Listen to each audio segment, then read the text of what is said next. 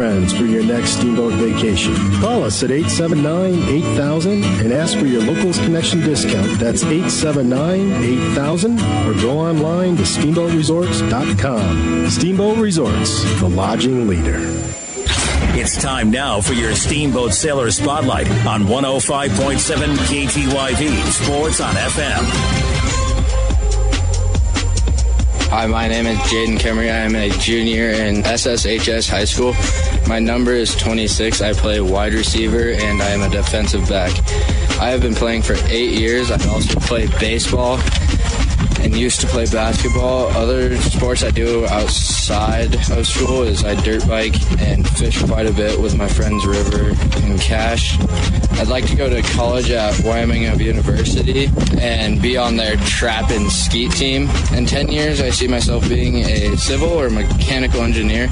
My favorite subject in school is math. My favorite movie is Talladega Nights because shake and bake. Last summer, I dirt biked quite a bit and hung out with friends.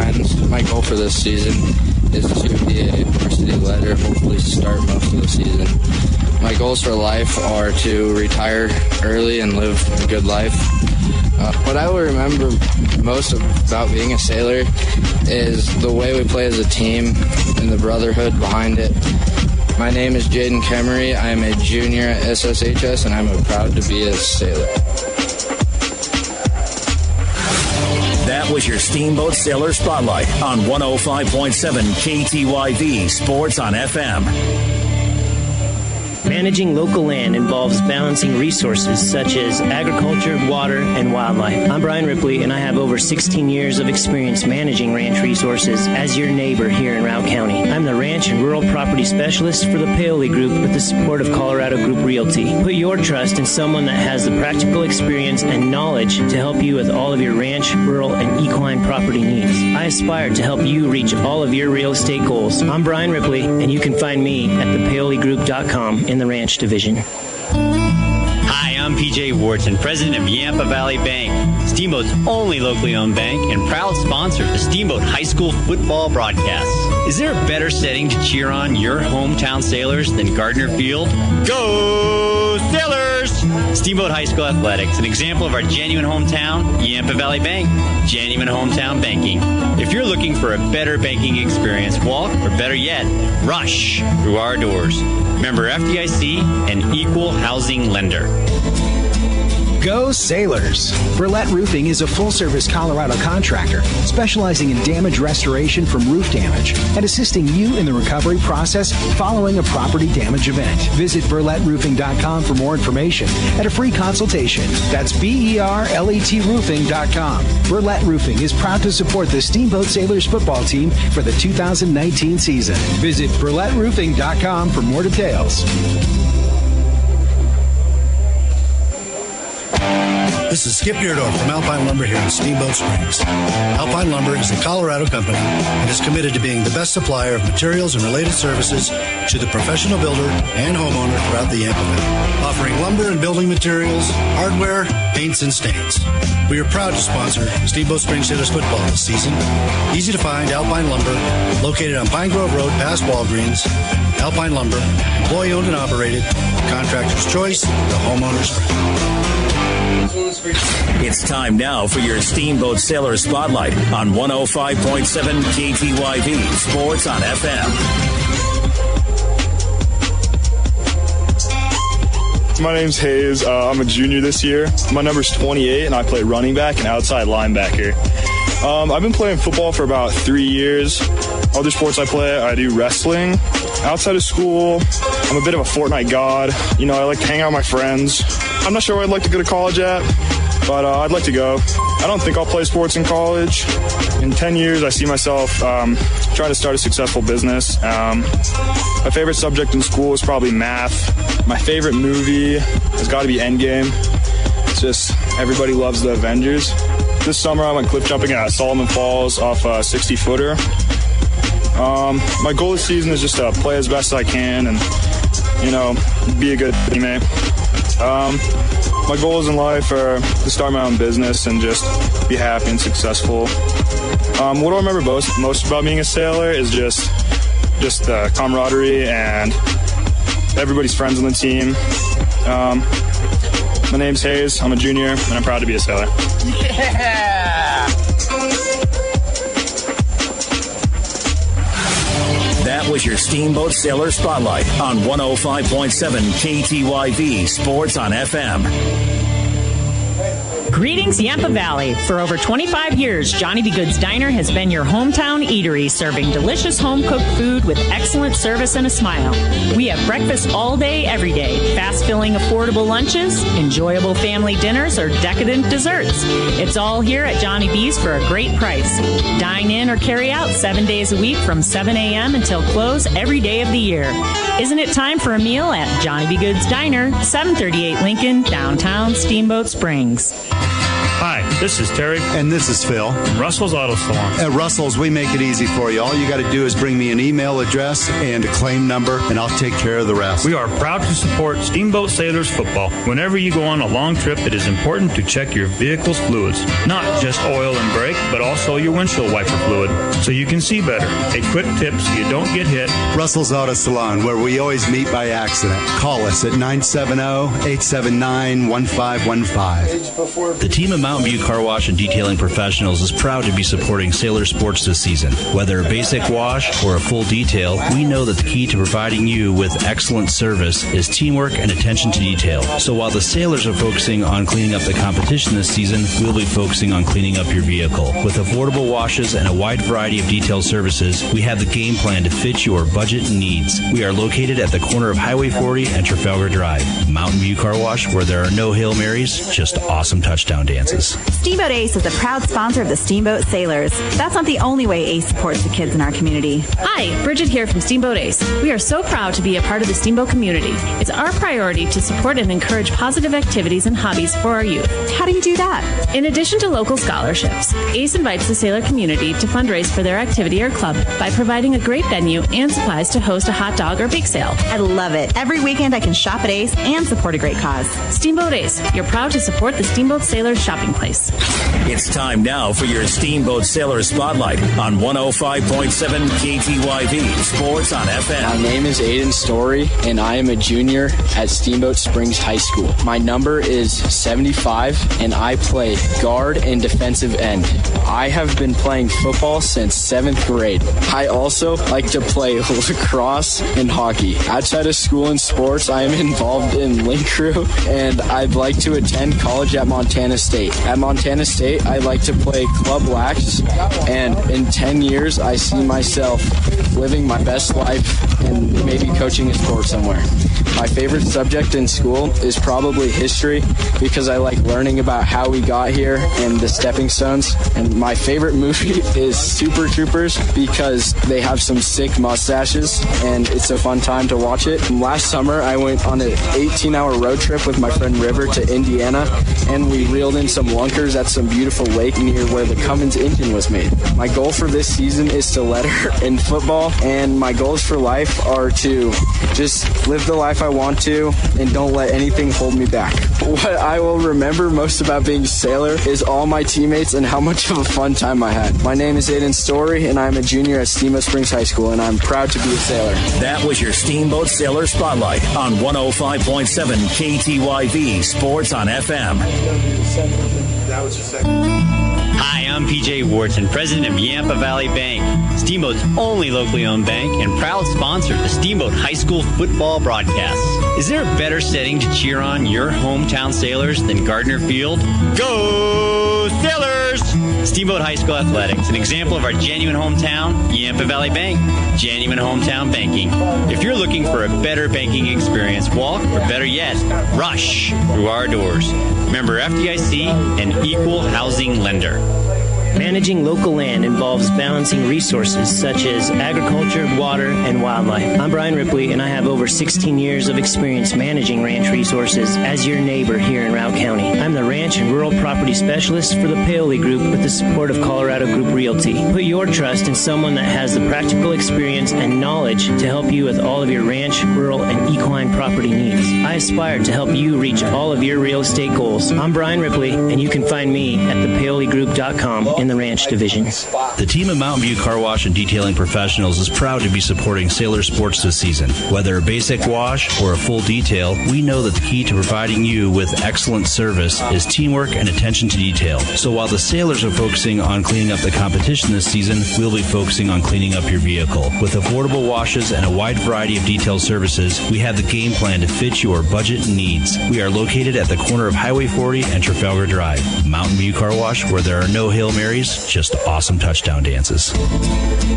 Go Sailors! Burlette Roofing is a full-service Colorado contractor specializing in damage restoration from roof damage and assisting you in the recovery process following a property damage event. Visit burletteroofing.com for more information and a free consultation. That's BERLETroofing.com. Burlette Roofing is proud to support the Steamboat Sailors football team for the 2019 season. Visit burletteroofing.com for more details. It's time now for your Steamboat Sailor Spotlight on 105.7 KTYV Sports on FM. My name is Caleb Cuevas, and I'm a senior. My number is 51. My position is right guard and outside linebacker. I've been playing football for 7 years now. I also like to play track and field. Outside of school and sports, I'm also involved in taking CMC classes. I like to go to college at Colorado Mesa. I'm not sure if I'll play college sports. I might do track, maybe throwing. I'm not sure about that one, maybe.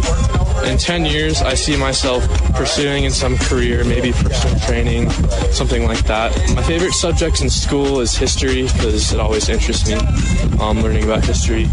My favorite movie is The Dark Knight. I like this movie because of Heath Ledger's amazing performance as the Joker. Last summer, I went to China, and I went to a football camp at UNC. That was lots of fun. In China, I had my own class of 7 to 9-year-olds. I got to teach them English.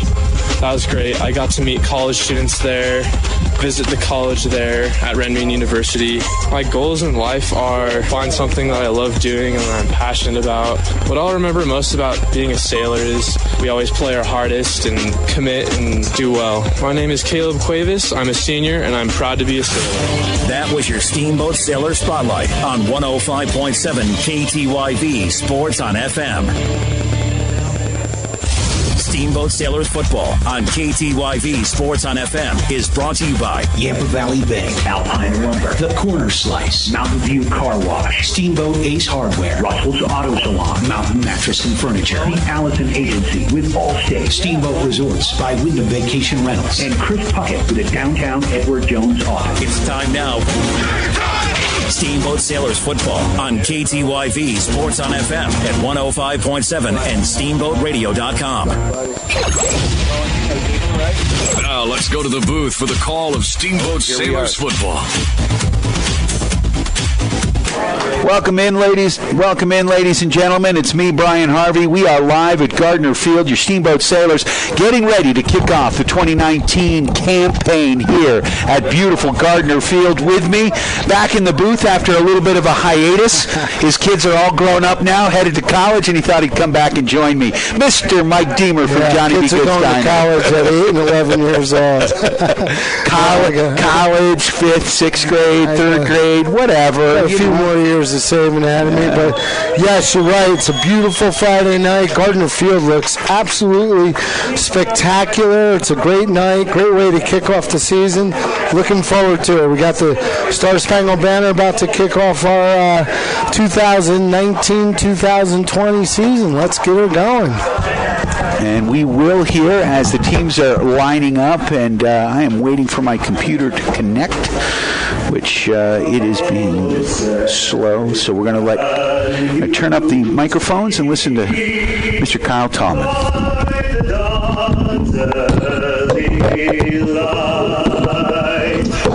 So proudly we held at the twilight's last gleaming, whose broad stripes and bright stars through the perilous fight o'er the ramparts we watched were so gallantly struck.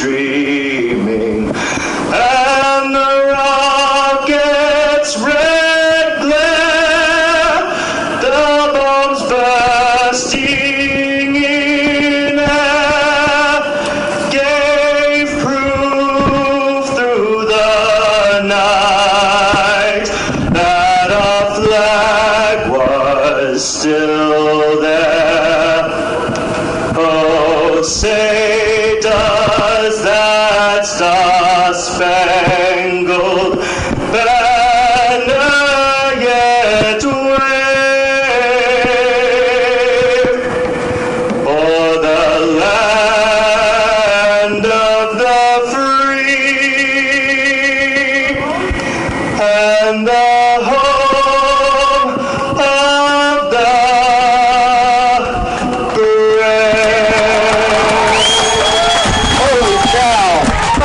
That was awesome. Kyle Tallman, ladies and gentlemen. My goodness. Owned it. If the season goes like the national anthem just started off, we're going to go undefeated. The only thing we were missing was a flyover. That was awesome.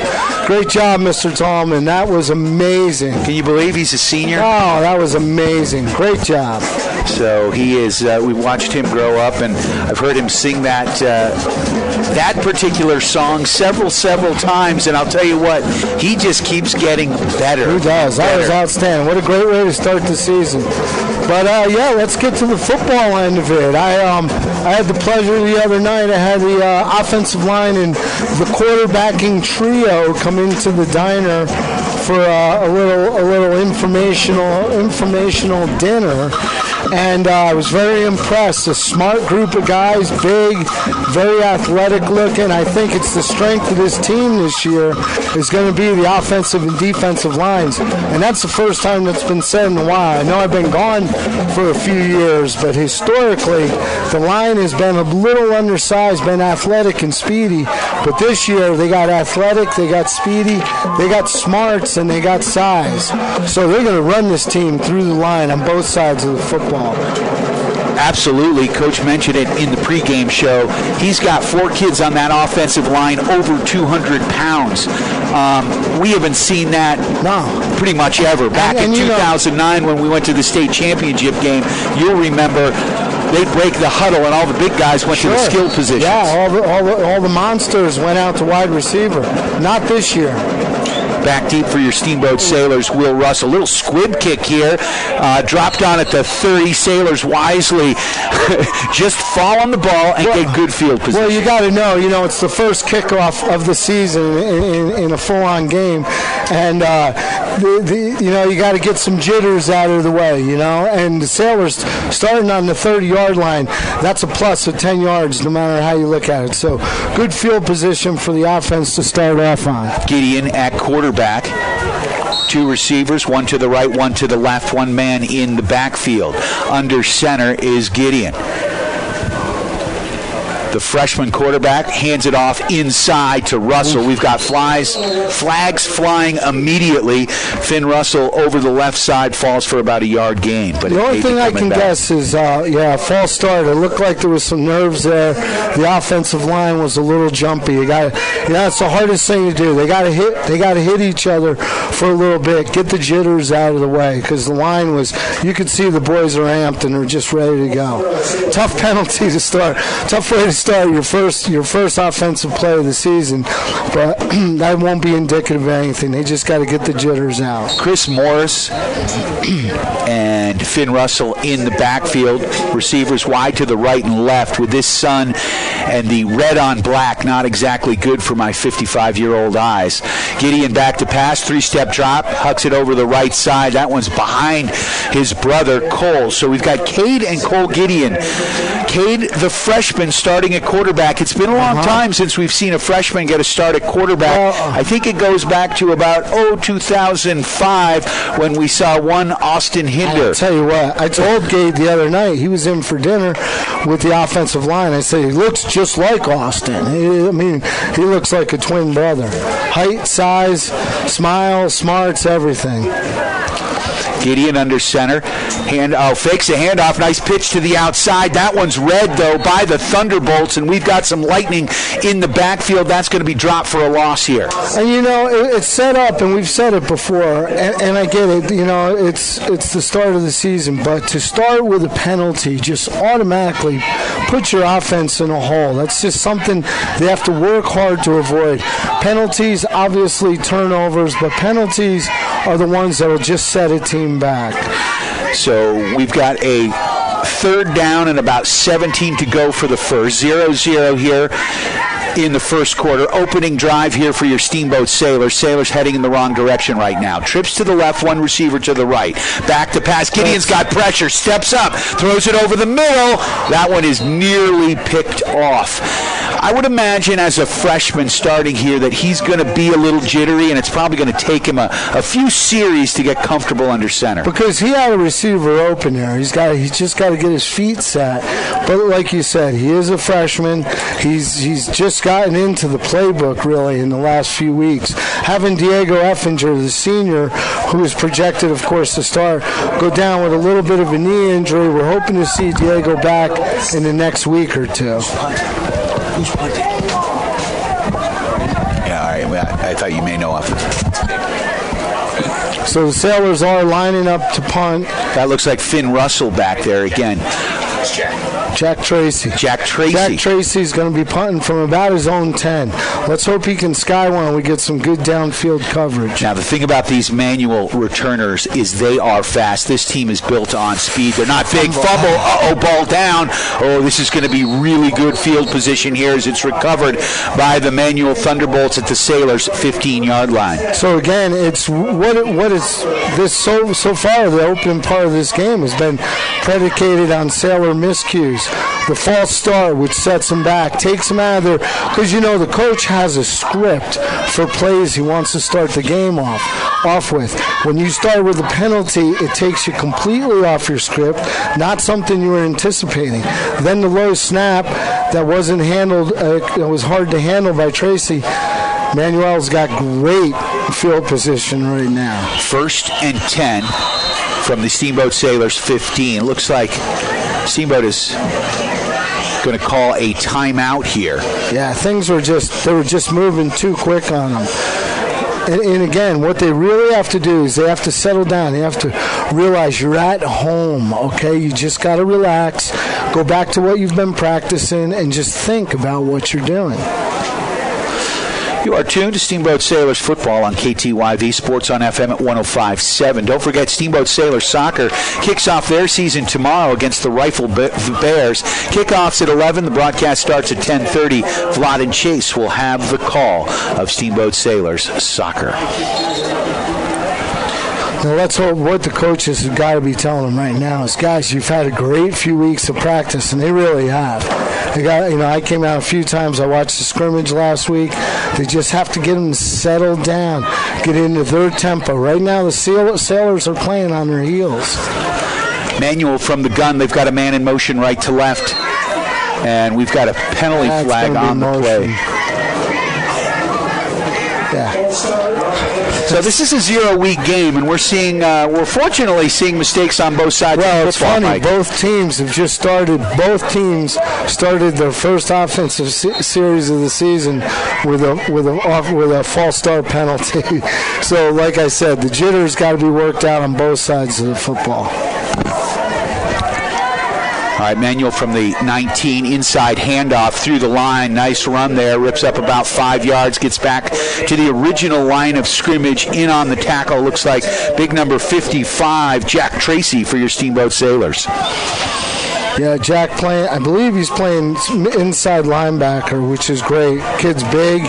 He's fast. He's one of the biggest guys on the team at 5'11". Well, I'd say he's more like 6 foot and 210. That kid's gonna rack up a lot of tackles this season. Second down, about 9.5 to go for the first. Ball just inside the 15-yard line down to about the 14. Manuel from the gun. The quarterback, number 7. He's speedy. Tolliver Tanyan.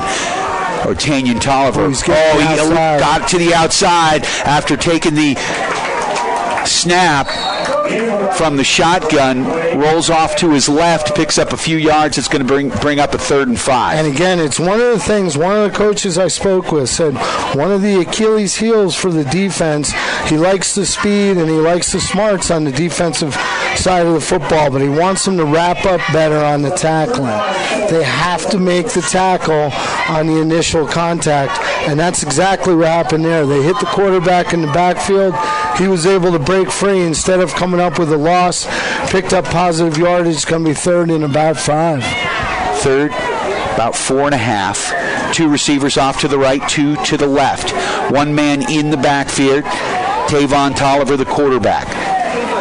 From the gun, man in motion left to right. High snap, looking to his right, rolling to his right, throws that ball to the back of the end zone, touchdown.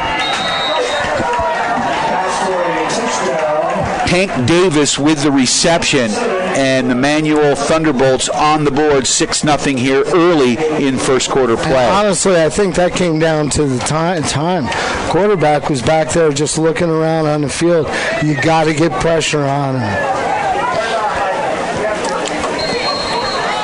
That's all right. It's all right. It's a heavyweight fight here. You're going to take one on the nose, get it out of the way early, and settle down. Yeah, got to get those first game jitters out, and it usually takes a quarter to get things rolling. And they had flooded the right side of the end zone. They had 4 receivers over there. There were only 2 defenders. Honestly, again, I just think it came down to the amount of time the quarterback had. He was back there looking around all over the field, picking through his receivers. He's quick. He's got good mobility in the pocket. He was able to move right and left and buy himself some time, and he found the wide open receiver in the back of the end zone. They got called as they lined up for a 2-point conversion for another illegal procedure, so that backs them up about 5 yards here, and doesn't look like they've got much of a kicking game this year, so they will again go for the 2-point conversion. I remember last year the Sailors didn't attempt to kick till like their 2nd or 3rd game. Back to pass. Tolliver throws that ball in the air. Oh, it's picked off. He's got some green. Oh. Nice interception there by number 8, Jake Hamerick. Now, a little refresher course here. At the high school level, you can take it back. You can take a fumble or an interception back and return for your own points. So, boy, he had a lot of green in front of him, too. If he could have got his wheels going a little sooner, he might still be galloping down the field. So that's a great break for the Sailors. You know, you give up the touchdown, which was all about the bad field position. I mean, Manuel set up on what was that, about the 15-yard line? Hard to defend against that, especially in the opening series of the season. You are tuned to Steamboat Sailors football, brought to you in part by Yampa Valley Bank, the Yampa Valley's only locally owned bank. Member FDIC. They are lending.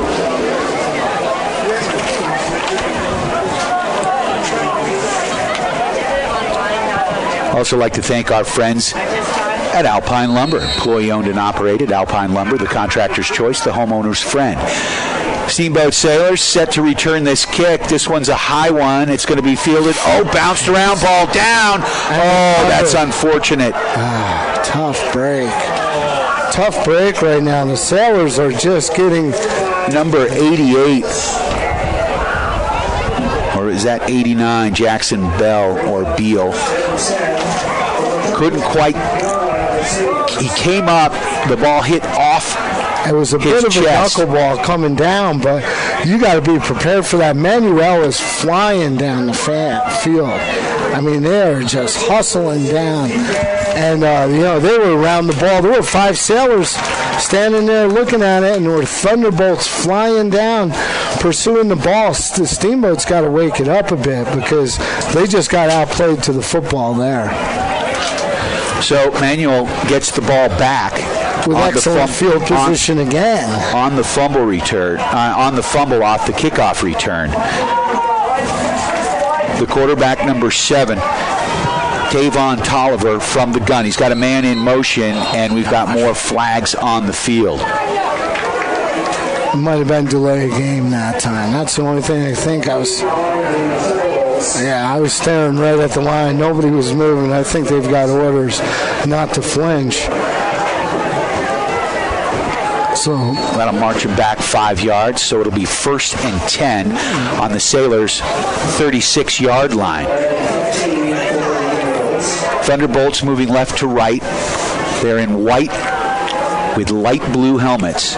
Inside handoff and a nice good stop by your Steamboat Sailors. There was a shipwreck there in the middle of the field. Couldn't quite see who was in on the tackle. Looks like big number 67. River King. And Finn Russell, number 40, getting in there too from the linebacker position. I got to chat with River King the other night, the starting center. Great kid. He's got some good football smarts. He's going to be doing a good job on the O-line. Doing a good job on the D-line right now. 7:25 left in this first quarter. 6-0 the score. Thunderbolts on top of your Steamboat Sailors. Second down, 15 to go. 2 receivers off to the left, 2 to the right. Man in motion right to left. High snap. That one's fumbled. Sailors in the backfield, and the Steamboat catches another break as they march the Thunderbolts back as Tolliver couldn't handle the snap. Mike, did you see who was in on the tackle? Ryan Hansen, number 52, is getting in there, and that is one amped up young man right now. He knew he got in there, caused a little commotion in the backfield of the Thunderbolts. Well, that brings up third down and a country mile, over 20 yards for the first. Ball marked down here at the 42-yard line of Steamboat. So the Sailors have the Thunderbolts headed in the right direction. Yeah, they got to bring it. They got to get pressure on the quarterback. I know it is third in a country mile, but you really, really do not want to allow the Thunderbolts to convert on this early in the game. You want to get the ball back, get a punt. Although Manuel is in a position where this could be 4-down territory, and I think that might be why they took time out. By that I mean, obviously, they don't have much of a kicking game. We've already discerned that. So you don't want to go for all of it on third down. If this is going to be 4-down territory, try to pick up 8 to 12 yards and then try to get the first. Work the ball down. That way, if you do it, you're still setting the Sailors up in less than optimal field position. Absolutely. I'd like to thank our friends at Mountain View Car Wash, helping the Sailors clean the competition between town and McDonald's on Highway 40. Right now, Sailors need to keep them in front of them, make this tackle, and don't let up a big play here. It sounds pretty obvious. It does. But again, like I said, you got to be prepared for the fact that they're probably not going to punt. You know, that would be my guess right now. Like I said, it's still early in the season, and we could be jumping to conclusions. But I would be thinking thinking this is four down territory. Third down, 20 to go. Tolliver from the gun. He's got trips wide to the left. Man goes in motion. 4 receivers off to the left. Another whistle on the play. This one before the snap. It looks like another false start. Yes. And this one's going to go against the Thunderbolts. The Thunderbolt line jumped. And it's good for us. It's good for the Sailors. It was an obvious penalty. The right side of the line was going a good second before everybody else. But also, it's just, the penalties just interrupt the flow of the game. And now it might be punting territory if they don't pick up significant yardage. So, third down, about 35 to go for the first. Back to pass, Tolliver steps up in the pocket, and he's dropped for a loss. Beautiful job. At the 50, maybe the 48-yard line, depending on where the spot is. Yeah, that Sailors' defensive line is playing strong. That was led again, number 52, Hansen, and number 67, River King, both in there, collapse on the line.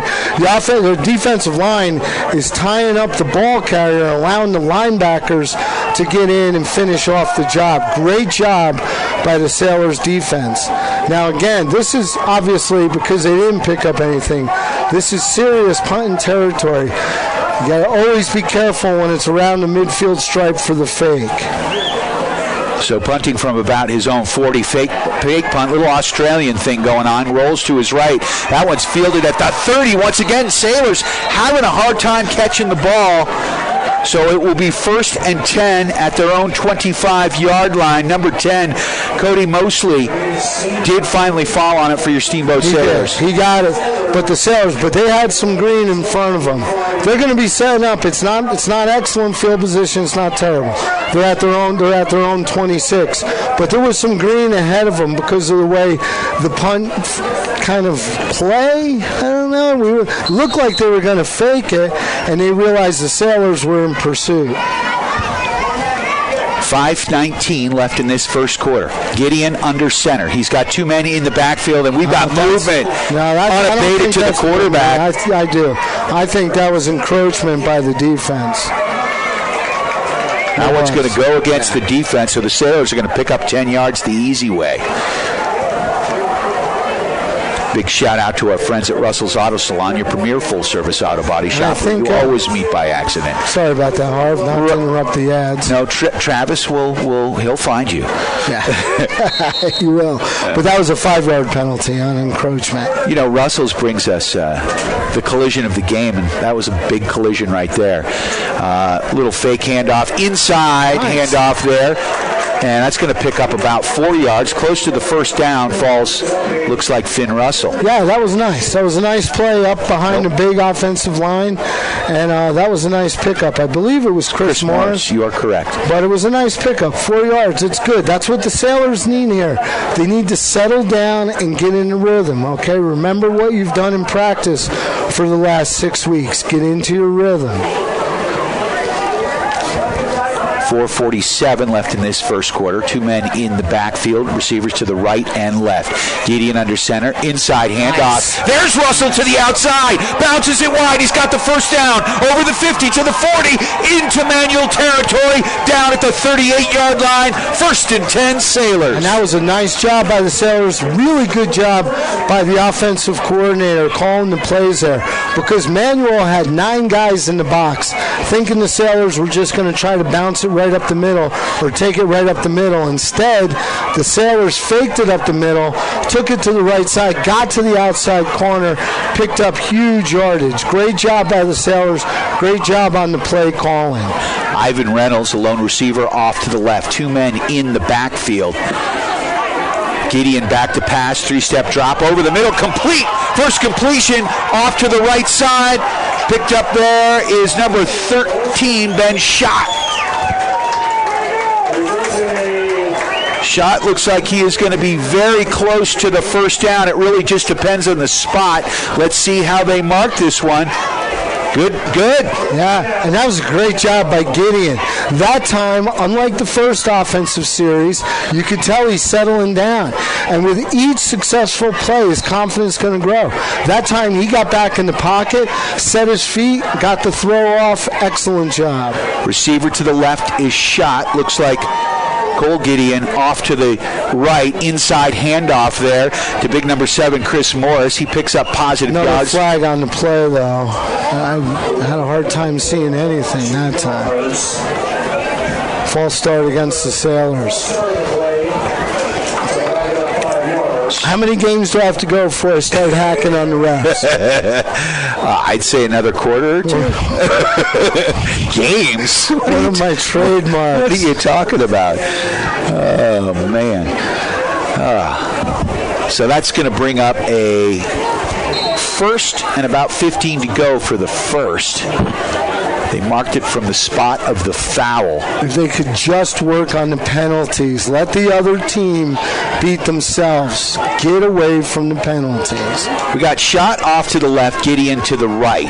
2 men in the backfield, Finn Russell, and we've got a false start. Or is that a timeout? Yeah, false start again. No, excuse me. Encroachment. Yeah, that's what I thought.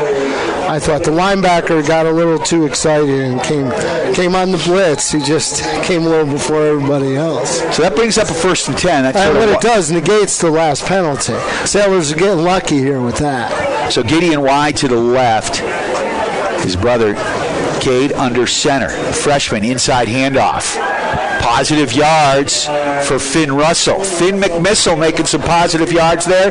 He picks up about 4 on the play. Right, grinding it down. And Mike, I've been calling his name since he was a freshman. He is a beast. He loves this game. His mom says he was made for it. Is that right? Mom does? Yes. That's outstanding. 2:31 and counting left in this first quarter. Sailors down 6-0 right now, but they are on the move. Ball is marked just outside the 25-yard line, down to about the 26.5. Second down, about 6 to go for the first. Receivers to the right and left, 2. Finn Russell in motion, handoff over the right side. Russell's got some daylight, cuts it inside. He's hard to bring down. He's going to be close to the first down. Looks like he's got it inside the 20-yard line. I'll tell you what, that was a nice, well-run play, but that was all about the offensive line, particularly the right side. They did a great job, and the left offensive guard who pulled on the play was a powerful leading force. Excellent job by the Sailors' offensive line. 140 and counting. 6-0 the score. Sailors on the other side of that. But they are driving right now. 2 receivers to the left. You've got shot wide, and then you've got Russell in the slot. There's a flag on the play. This one looks like it's going to go against the Sailors. Oh, my goodness gracious. They weren't even set. I mean, come on. You guys got to let them play football, too. See? We were talking plays, not even quarters, Mike. I mean, but seriously, they didn't even get up to the line. They were just getting set. You got to let them play some football. Come on now. First down, 15 to go. Ball now at the 25-yard line. 2 receivers to the left. Man in motion is Finn Russell from the slot. Fakes the handoff, now the pitch. And Coleman gets knocked down at about the line of scrimmage. That play was developing well, but number 11 for the Thunderbolts, Jackson, slipped past his blocker and got in the backfield. But again, this part of the series, as the first quarter's winding down, has been an exhibition of the referees, and I'm not saying they're wrong. Okay, let's not go there just yet. But the penalties on both sides of the football are killing these teams. Absolutely. See, there we go again. Encroachment again by the Thunderbolts. I don't know if we've gone 2 plays, have we? Come on, help me out here. I'm not arguing with you here. They haven't gone 2 consecutive plays without a penalty on one side of the football or the other. I just know Elvis Icavetto is listening right now. I'm waiting for the long, arduous email. So, Sailors. That went against the Sailors. Went against Steamboat there. So, I mean, the linebacker came flying through the line. Somebody must have moved to set him off. False start. That brings up a second down and 20.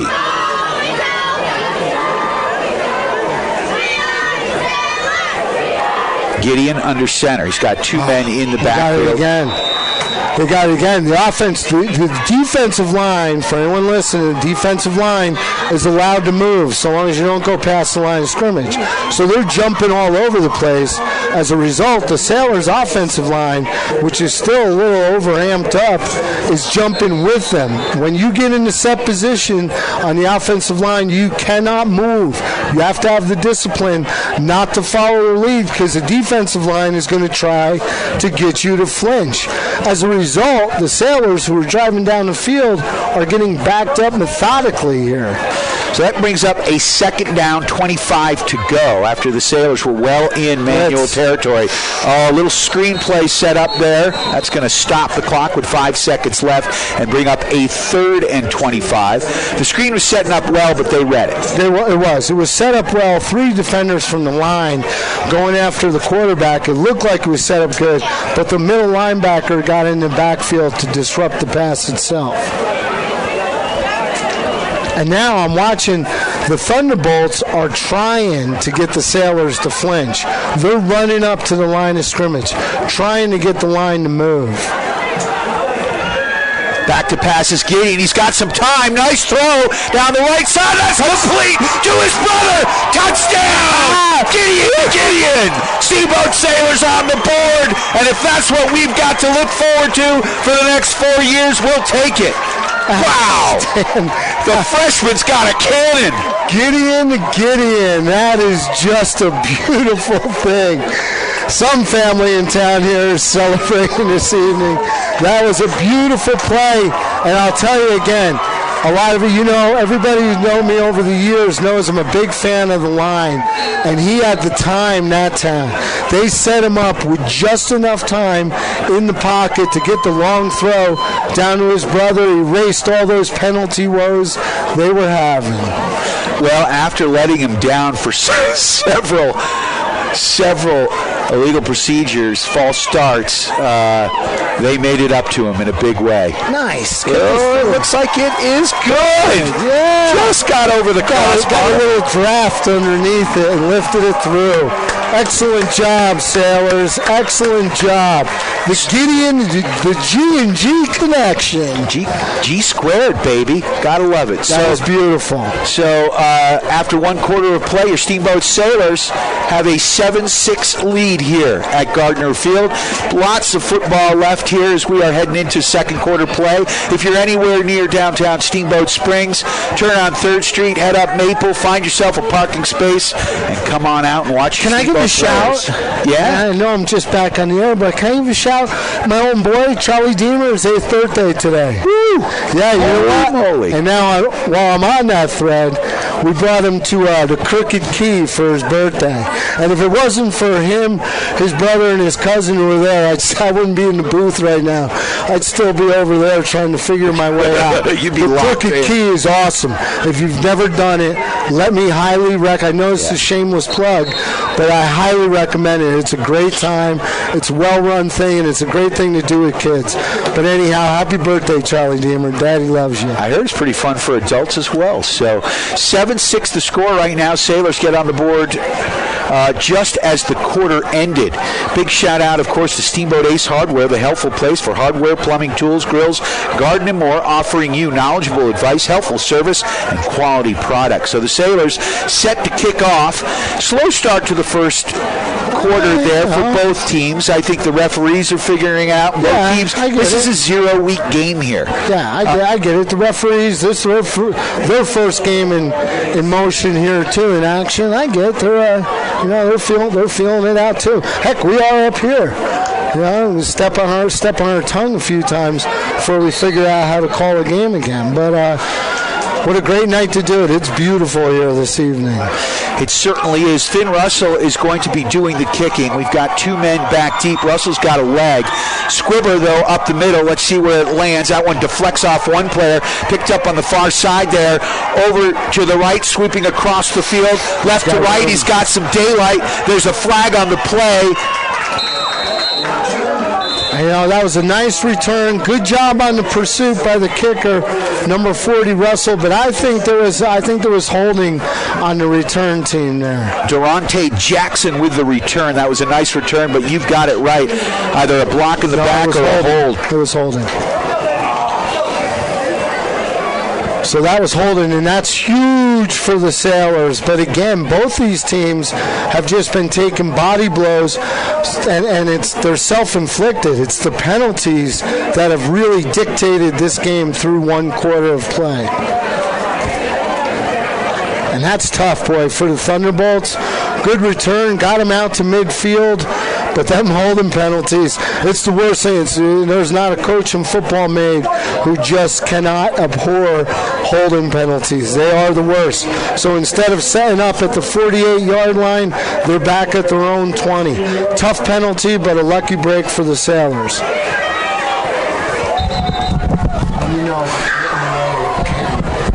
So that brings up a 1st and 10 ball back at the 15-yard line of Manual. They're moving right to left, starting the second quarter out.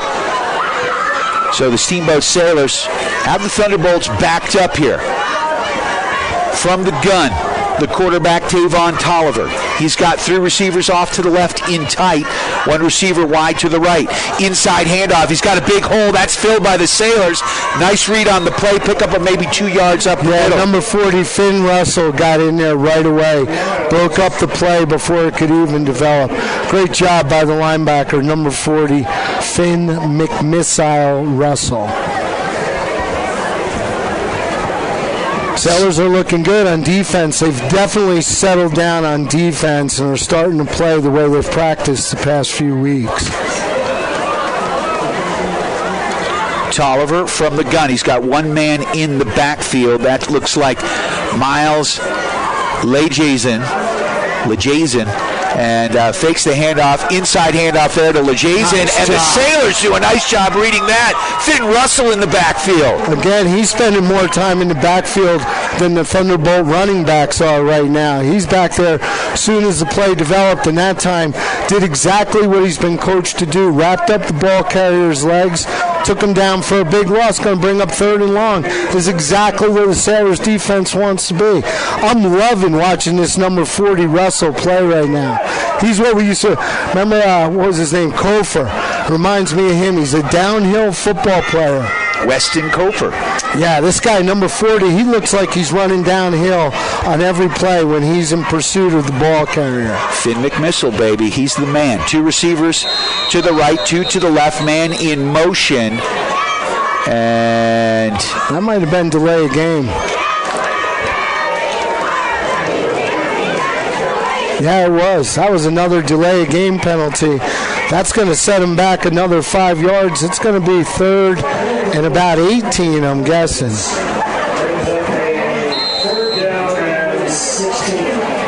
Bringing up a 3rd down, 16 to go. Ball backed up to inside the 10-yard line down to the 9. Man in motion left to right. Back to pass.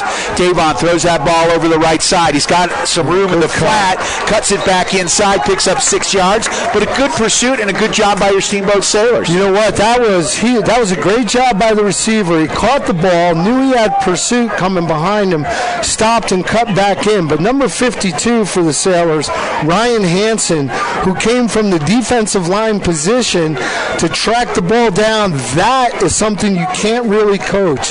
That's all heart. For a defensive lineman to pursue a play like that and make a tackle on a receiver out in the flats is outstanding. Great job by number 52, Hansen. No doubt. 4th down. About 9 to go for the first. Definite punting situation with the ball just at about the 18-yard line. Here comes a long snap. Punts that one right up the middle. Sailors are going to catch it. Oh, are they? And they do. Oh. Whew. Now the Sailors, what they, and this is no Nostradamus moment here, but on every kick so far, every single kick has resulted in a Sailors fumble. They have got to settle down and handle the kicks. You can't be fumbling the ball. Even when you recover it, it disrupts your whole flow, and you lose. You end up with negative yardage. You've got to settle down. So the Sailors will take over. Definitely, we're seeing that they're going to be working on special teams next week in practice for sure. Catching punts and kicks has been a challenge so far in this game. Gideon, though, has 2 receivers off to the right, 1 to the left. Pitch over the right side. Sailors can't get back to the original line of scrimmage on the jet sweep by Chris Morris. And that play, taking a little bit too long to develop for Morris to get to the outside, resulted in what I believe is a holding penalty against the Sailors. Referees are having a great game. They're busy. They are busy. Did you just turn the lights on? I did. Thank you. Yeah. It was amazing what that did. That's helpful. My program was upside down the whole time. Oh, that wasn't number 52. That was number 25. My bad. Monroe Parks working the camera for us, back at it. He played football last year, and he decided he'd rather be Spielberg. Working the camera. We love to have him up here. The senior. Am I right? Are you senior this year? Nice. Representing Steamboat Ace Hardware. Inside handoff. Sailors trying to battle back to the line of scrimmage. Good pursuit here by the Thunderbolts. And it doesn't look like they got there. And the Sailors got set back deep. Again, the holding penalties. You know, legal procedure, offsides, that's 5 yards. And the play goes over. But the holding penalty, those will make a coach get gray hair. You got to watch the holding. 2nd down. And it looks like they got a generous spot on the play. 10 to go for the first. Gideon under center, 2 men in the backfield. 3-step drop, throws it to the flat. And that one is incomplete. Yeah, it's actually with the holding penalty, they got 20 yards to go to get the first. Yes. So they're playing from deep in their own territory. And I'm I'm liking the way the quarterback's setting up, but he's got to put I don't want this to come back and bite him, but he's got to put a little bit more zip on the ball. Just he's got a little bit too much air underneath. It allows the defender time to get underneath. Jackson Beal couldn't quite bring that one in as it was behind him. Third down, and Mike, you are right. 20 to go for the first. Ball marked down at the 41-yard line of Steamboat. Back to pass. Rolling to his left. Throwing. He's got time. He's got a man, and that one's complete. First down, Steamboat Sailors. Gideon to Gideon. Are there any more Gideons at home you want to send on down? Well, Dad David is running the clock right now, and he is really very well controlled right now. I would not be, and I know you would not be. Well, that was awesome. His brother got down. He's got some speed. Cole has got some speed getting down the sideline. And again, great job by the offensive line, giving Cade the time to get the ball down there to his brother. 1st and 10. 2 men in the backfield. Receiver split wide to the right and left. Ooh, misplay there. Did hand the ball off. He did. He got it off, but that was definitely a broken play by the Sailors. It looked like the quarterback was going one way and the running back the other. They're lucky. Those plays sometimes result in disastrous fumbles and or turnovers. So that brings up a second down, about 15 to go. Gideon, the quarterback, turned one way, and the receiver was on the other side of him, and that's never fun. So we've got Cole Gideon wide to the right. Shot wide to the left. 2 men in the backfield. Looks like Russell and Morris. Back to pass. Man in his grill. Gideon throws that one. That looked like interference. Would have been a pass interference. There's the flag. Late flag on the play as Gideon was tackled before the ball got there. Mike, you made a nice call there. and I got to tell you another thing. You know what I really liked I just saw? I really do. Because, you know, they get a little chippy, especially outside. Wide receivers and defensive backs, they chirp at each other through the whole game. Just a fact. So when when Cole got up after the pass interference penalty, you could see he had some words for the defensive back. The Sailors coach came out on the field and gently reminded him that that's not the way you play football, particularly at the high school level, and that's not going to help your team. And so they settled down immediately. It's good to see. Great job by the Sailors coaching staff. 2nd down, inches to go for the first after the penalty. 7:09 left in this first half. Steamboat on top, 7-6. Ball marked down at the 23-yard line. Steamboat moving left to right on your radio dial. 2 men in the backfield. Quick inside handoff to Russell. Russell's got room over the left side. Picks up a first down and then some. That kid's a ball carrier. Oh, yes, he is.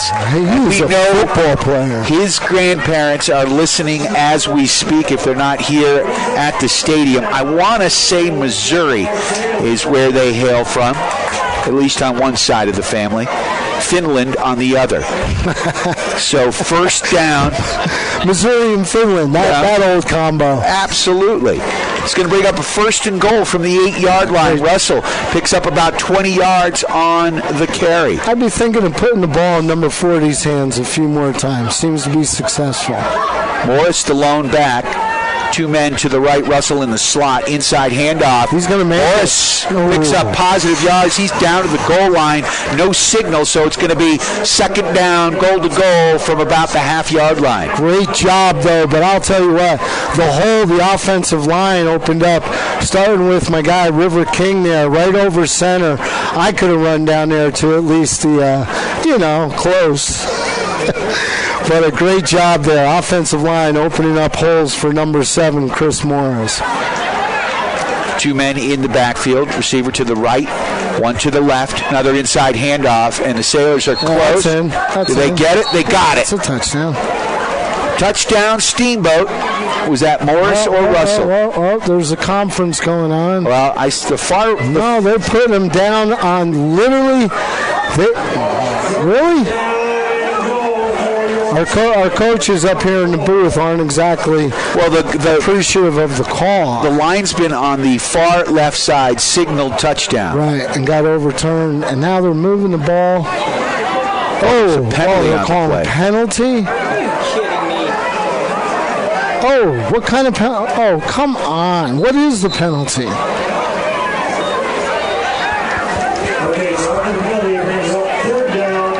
That's going to bring up 3rd and 5 now, as opposed to the touchdown we thought we saw. Is it? I'm not looks sure. like they're going to keep it as a 2nd down play, at least the chain gang. So that would have to be a false start. Maybe. 2nd down, about 5 to go for the first. Just outside the 5-yard line at about 5.5 yards. Throw over the top, and that one out of reach of everybody, but that's okay. Look, Gideon looking for Gideon. So that'll bring up a 3rd down goal to goal. What a bummer, as the Sailors had the ball on the half-inch yard line. Literally, the ball was on the chalk of the goal line, and that's why when I thought I saw the ball carrier go down, I thought the ball was on the chalk, and that would be a touchdown. But I do have old eyes, and I am up here in the booth.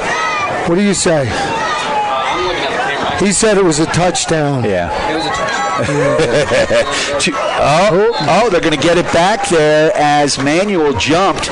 Did not look like they were drawn off sides on the play. This one does go against the Thunderbolts, so that'll move it half the distance, I believe, or maybe 5 yards. Yeah, so the ball... So the referees have more yardage than either team's combined. Oh, absolutely. Although, I don't know, the Gideon connection right there. Oh, yeah, you're right. You're right. The G&G boys, they're lighting it up. I mean, we're close to 100 yards through the air. No, in the first half, last year when they started off, they may have had about 100 yards. Now they're moving it back. They did the half the distance to the goal line. But why? It's only half the distance when it's going to break the goal line. You know what I mean? Like if that was a 10-yard penalty, you go half the distance, right? No? Yeah. Somebody help me out here. Look, I'm not arguing with you at all, Mike. I would never do that. We got receivers to the right and left, 2 men in the backfield. Pitch to Russell over the left side. He's got room. He's going to take this to the house. It's all for naught as your Steamboat Sailors get on the board. Finn Russell with his first touchdown of the 2019 campaign, and your Steamboat Sailors are on top 13-6. And I'll tell you what, I really got to like how Cade Gideon is playing right now. He is settled down. That first drive got the jitters out of him. He looks like he's got a little moxie back there in the backfield, and hey, this is looking good as a freshman. The future looks bright indeed, starting this evening. Something tells me that his status at the high school from this week to next week is going to grow exponentially. Yeah. He's not getting any freshman haze. Yeah, no more wedgies for him. Oh my. What? Not when you're 6'2", and what? How old are freshmen? 14? Yeah, about 14. 14? He looks like he may be 125 pounds, though. He is not a big kid. I mean, he's tall. He's taller than me. He's about 45. He's going to grow into it. We'll talk to Dad. Yeah, the other night when he was at dinner, I was asking him on their stats. He's like, no, I'm 6'3", 185. And I was like, me too. Yeah. Wow, what a coincidence. Okay, maybe 145. But, hey, man, the kid's got an arm, and he is settled right down. Yeah, that's short-term memory. That's those guys are offsides, but it doesn't matter. That was offsides on the defense. That was a nice kick right there. It was. Finn Russell put that one to the gym. So that's offsides against the defense. Did they blow the whistle, though, before it was called? But here's the thing. That'll move the ball closer to the goal line. You know, if you're the Steamboat Sailors... You might think on 2 now. That's what I was thinking, but I think they're going to take the short points here. Holding for Steamboat, number 3, Cade Gideon, freshman quarterback. Finn Russell, the kicker. Here comes the snap, the hold, and the kick, and that one is tipped and goes off. See, and this is one of the things about football that'll drive you crazy. The first kick, Sailors did perfect. Russell blew it through the uprights. The Thunderbolts were offside. Play's got to be run again. they get a little closer, which sometimes is bad for the kicker to be that close. They get a little closer. It was a low snap. Sailors miss it. That's a bummer. Oh, this is fun, huh? Football on a Friday night. This is fun stuff. How do you like the new press box? Oh, it's awesome. It was great. The field, everything. It was amazing. Little different. Major league stuff. A little different than our old days. We've got a nice crowd here at Gardner Field, but there's still plenty of room for you. If you're anywhere near downtown Steamboat Springs, come on out and enjoy the fun. I'd like to thank one of our newest sponsors, the Paoli Group. If you're searching for your own prime real estate, give them a call at 870-0552. Go see Chris Paoli. That guy, he knows his real estate. Smart guy, too. Shameless plug for you there, Chris. Absolutely. But yeah, the old press box, my goodness, that was like a poorly built tree fort. It was terrible. And it was hard to see out of. This is a little bit better. So Finn Russell, he's a lefty. I did not realize this. Lefty kicker. And we got two men deep. Little squib kick over the right side there. Lets it bounce. Sailors ball on it. Steamboat ball. Sailors got it. Excellent job. Great job on the special teams there, Coach. Little squib kick over the left side. Mishandled by the return man at about the 40-yard line. He drops it. Sailors fall on it. 1st and 10 Steamboat from the manual 41-yard line. Outstanding. Great job, Sailors. Great job on the pursuit and following the football. Excellent job by the special teams. 4:43 left in this first half. It's a huge turnover for the Sailors. Getting the ball in the Thunderbolt territory with 4 minutes to go. They could run the clock down and potentially put more points on the board. 13-6 is the score. Timeout called here by your Steamboat Sailors. I'd like to thank our friends at Steamboat Resorts by Wyndham Vacation Rentals. If you've got friends coming to town, give them a call at 970-879-8000 for the Locals Connection discount. Also a big shout out to Mountain Mattress and Furniture, located on Loggers Lane, offering the best prices and service without leaving the valley. Shop local and sleep great. And of course, my co-host and color man today, and he's very colorful, Mr. Mike Deemer, on loan from Johnny B. Good's Diner. Yeah, I was bartending tonight. I told him I had to go to the bathroom, and I just slipped out the back. Bringing you right now they're wondering why you can't get any shakes made. Well, bringing you the shake and bake play of the game and milkshakes. Johnny B. Good's, downtown Steamboat on Lincoln Avenue. 4:43 left in this first half, 13-6 the score. 1st and 10. Sailors have the ball from the manual 41-yard line. Moving left to right on your radio dial. 2 men in the backfield. 3-step drop, throw over the flat. That one's picked off. Over the left side. There's a flag on the play, though. And this is going to go for 6, maybe, down the left side. He's at the 5 and in the end zone. But this may all come back. I think this is coming back. I think there was a push. Hit. Yeah. I think the receiver was hit prior to the pass getting there. This one's going to come back because the receiver was on course for the reception, got knocked down, and that's what set up the interception. This one is most definitely coming back.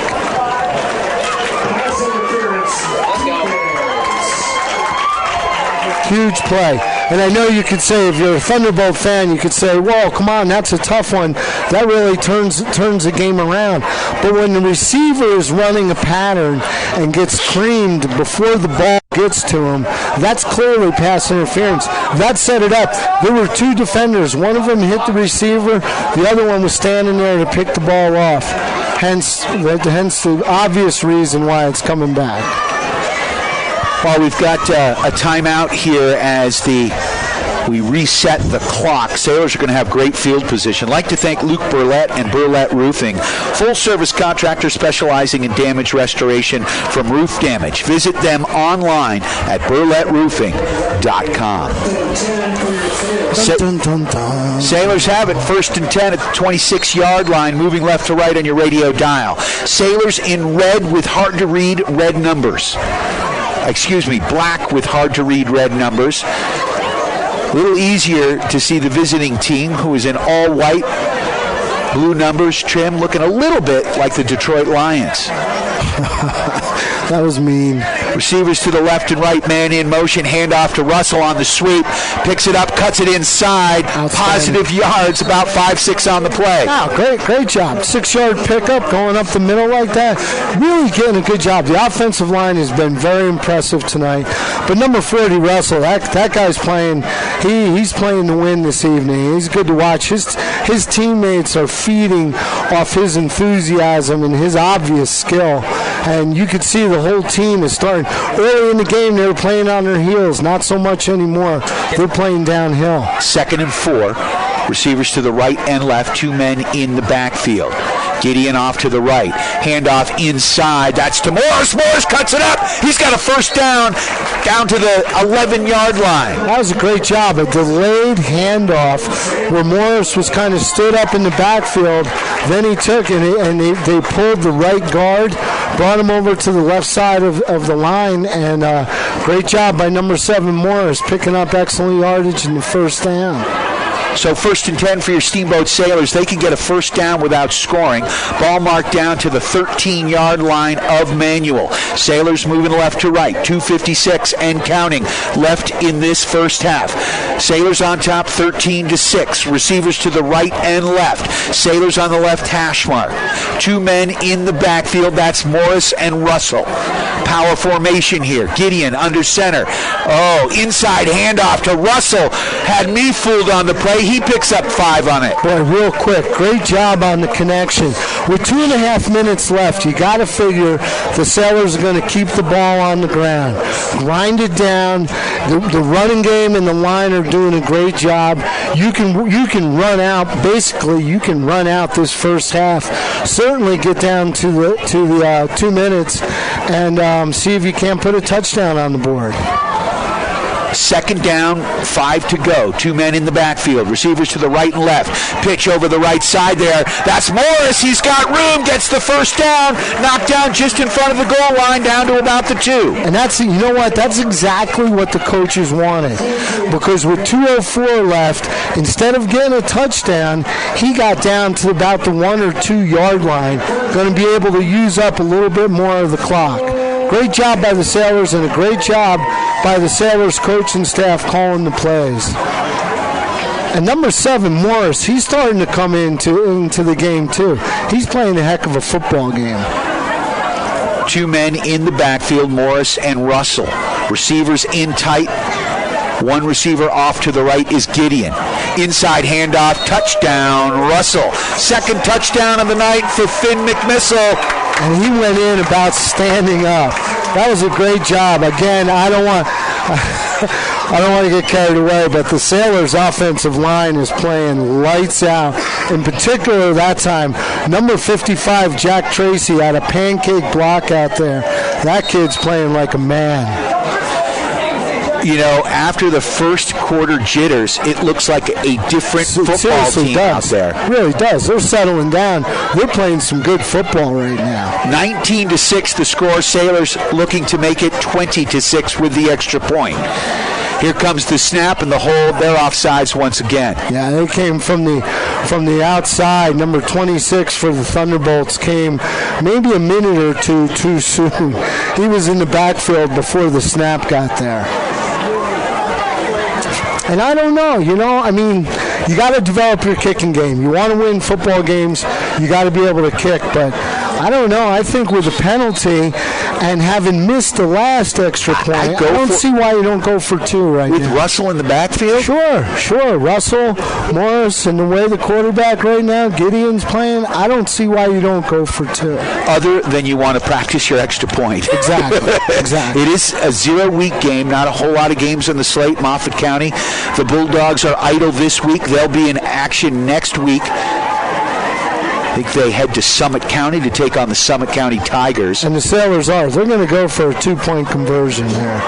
So the Sailors lined up on the left hash, Gideon under center. 1 man in the backfield, that's Morris. In the slot, and back to pass, rolling to his right, throws that one up, ball tipped. And looking there for...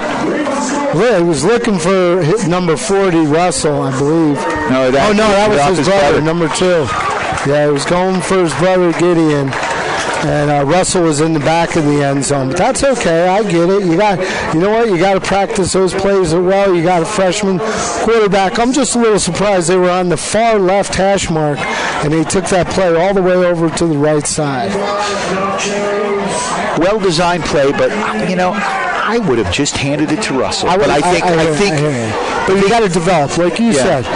Again, 0 week, and you should explain that to people who are listening at home, what you mean by a 0 week game. Most everybody in Colorado high school football is starting their season next week. Right. So right now, this is like a preseason game. Exactly. It's a non-conference game. Right now, you're controlling the game up 19-6. So you're practicing. Like you said, it's almost like a scrimmage that actually counts towards your final overall record. Not your in conference, but your overall record. It's a good game to work out some kinks and try a few different things. Carr back deep for the Manual Thunderbolts.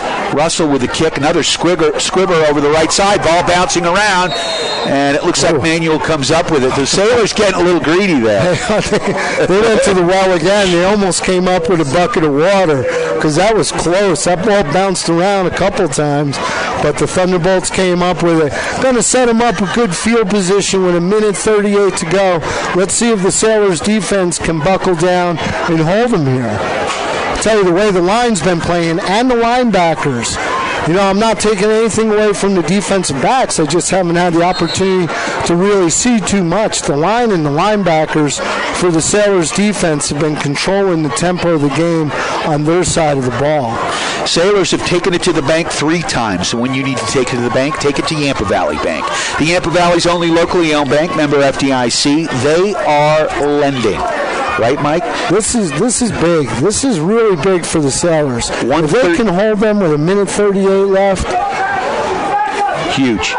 So we've got Tavon from the gun. He's got trips off to the right, throws it to the left, man open, in the flat, first down, cuts it over the right side. Nice shoestring tackle there in the middle of the field by number 24 for your Steamboat Sailors.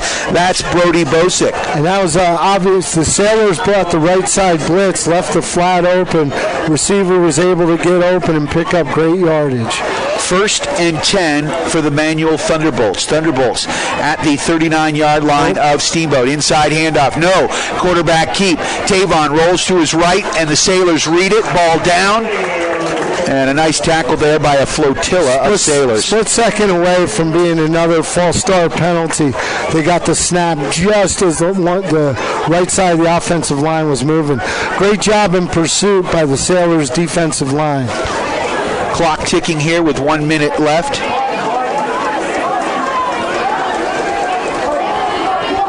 Pitch over the right side, and that one. Yeah, I think he was just in front of the line of scrimmage, so not technically a pitch, more like a very short pass in the flats. Either way, it was dropped. That does stop the clock, but it's going to bring up 3rd and about 11. 49 defensive series here for the Sailors. 49 seconds left in this first half. 3rd down, 11, as Mike mentioned. Man, the Sailors need to stop, don't they? They do. They really do. If they can hold them, go into the locker room with a 2-touchdown lead, that'd be huge.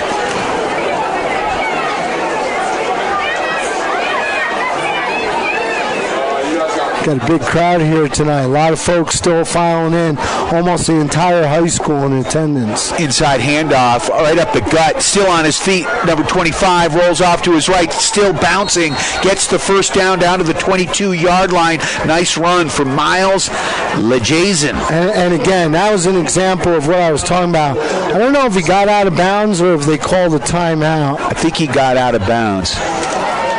But one of the things, like I said, the Sailors the coaching staff really wants their defense to work on is tackling. You got to wrap the man up.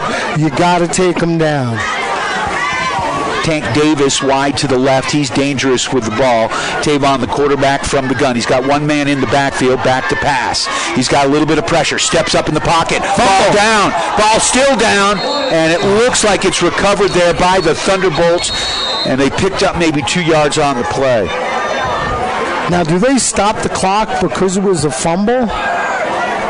No, timeout. That's right. Timeout, Manuel, with 22 seconds left on the clock. So second down, about 8 to go for the first. Ball just outside the 20-yard line. It does not appear this early in the season that Manuel has any type of kicking game because during their touchdown, they did not line up for the extra point. We played these guys last year down in Denver, which was a ton of fun.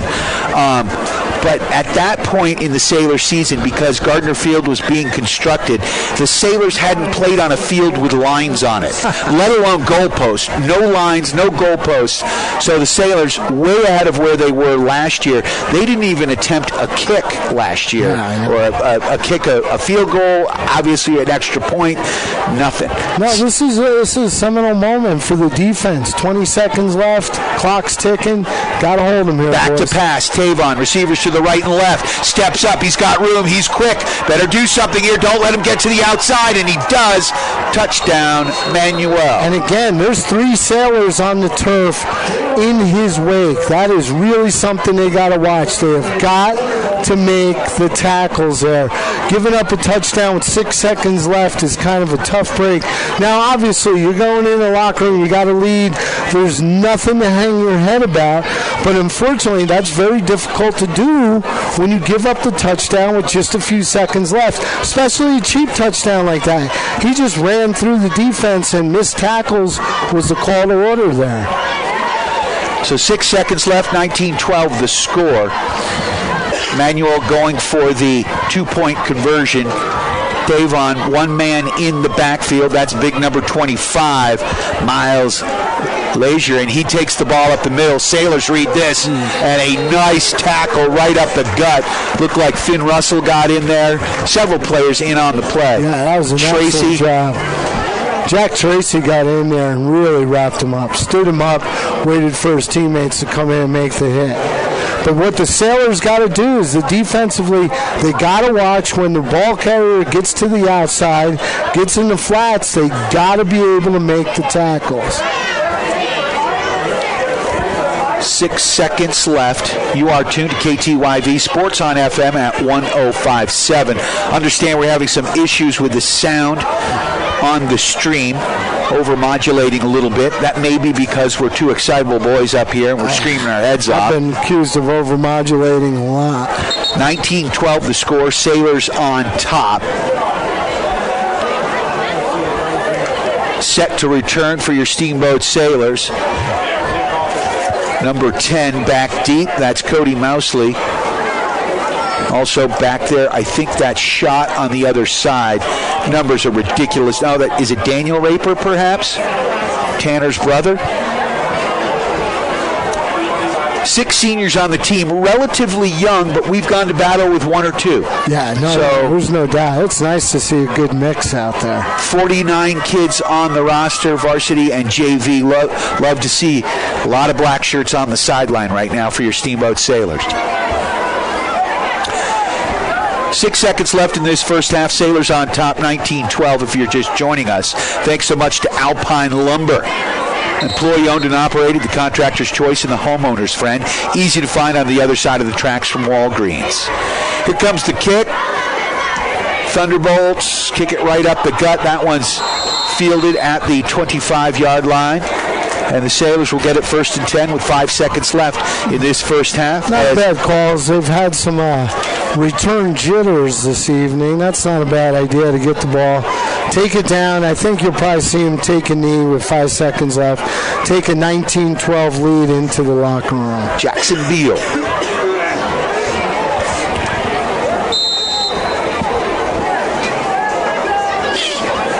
Sailors have got receivers to the right and left, 2 men in the backfield. Cade Gideon, the freshman quarterback, just last year, he was running the 8th grade team. Hard to imagine. And they will take a knee, and that's going to do it. So after 1 half of play, your Steamboat Sailors on top, 19-13. We will be back with first half stats We've got some Sailor spotlights on the way, an opportunity for you to get up close and personal with your Steamboat Sailors. I'm Brian Harvey with Mike Deemer from Johnny B. Good's Diner in downtown Steamboat Springs. We'll be right back with second half action on your Steamboat Sailors Sports Connection, KTYV Sports on FM at 105.7 and on the World Wide Web at steamboatradio.com.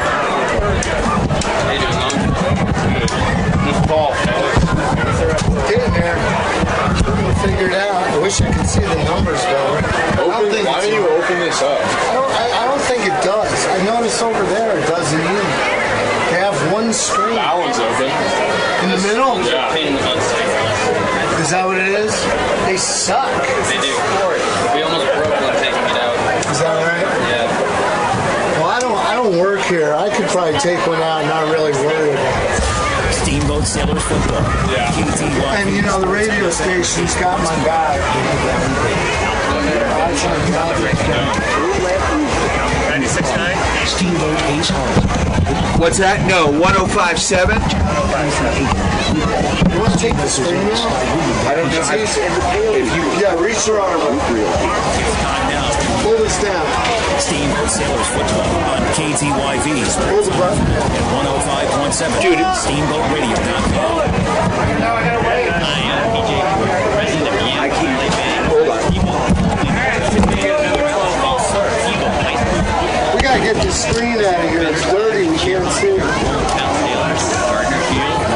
I tried to. 105.7, yeah.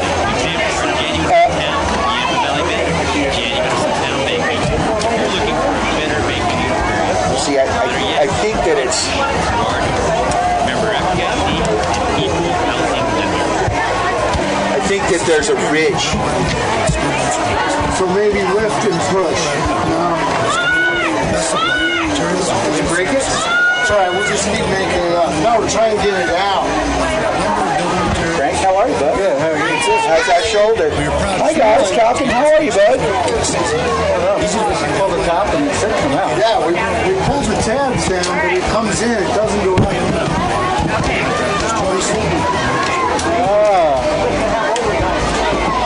Go Sailors. Burlette Roofing is a We'll suffer. specializing in damage restoration and repair. There's only one, right? Yeah. We gotta get a new booth, man. I'll talk to the powers that be.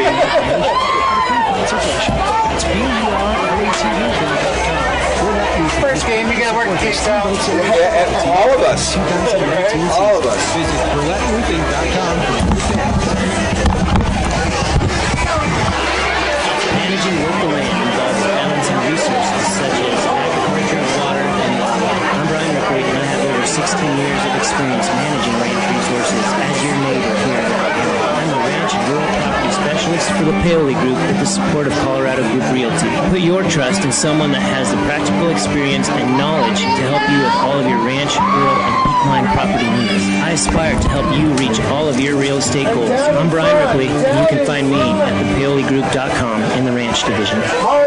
It's time now for your Steamboat Sailor Spotlight on 105.7 KTYV Sports. I even mentioned it. We were like, is it first down or fourth? That's it. I'm not My name is Cash Myring. My number is 66. Center in the heart. I also like to row and track. Outside of school, I am a volleyball coach. I hope to go to college at Colorado State Med School. And if playing football in college would be a dream come true. In 10 years, I see myself roughly out of college and working in engineering school. My favorite subject in school is science. I'm interested and passionate about. My favorite movie is Indiana Jones, Raiders of the Lost Ark, because it's a classic and I grew up watching this a lot on VHS. Makes a big difference. Last summer, I worked quite a bit, hung out with friends, and we went and caused mischief throughout the town. My goal for the season is to receive a varsity letter. My goals for life would be to be successful and happy. What I remember most about being a sailor is probably the brotherhood, camaraderie, and friendship between the teammates. My name is Cash Myring. I'm a junior in school. How are you? Hey, can we put in a request for the assistant principal? Is there your Steamboat Sailor Spotlight on 103.7 KTYV Sports. We tried taking it out, but it feels like it's built in. Steamboat Ace is a proud sponsor of the Steamboat Sailors. Maybe this. It's on this set. Bridget here from Steamboat Ace. We are so proud to be a part of the Steamboat community. Our priority is to support and encourage positive activities and hobbies for our youth. How do you do that?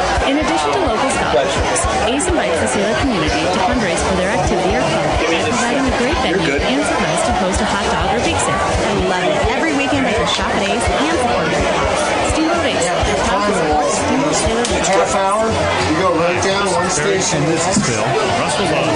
Russell, we make it easy for you. All you got to do is great exercise. email address and claim number, and I'll take care of it. Proud to support Steamboat Sailors Football.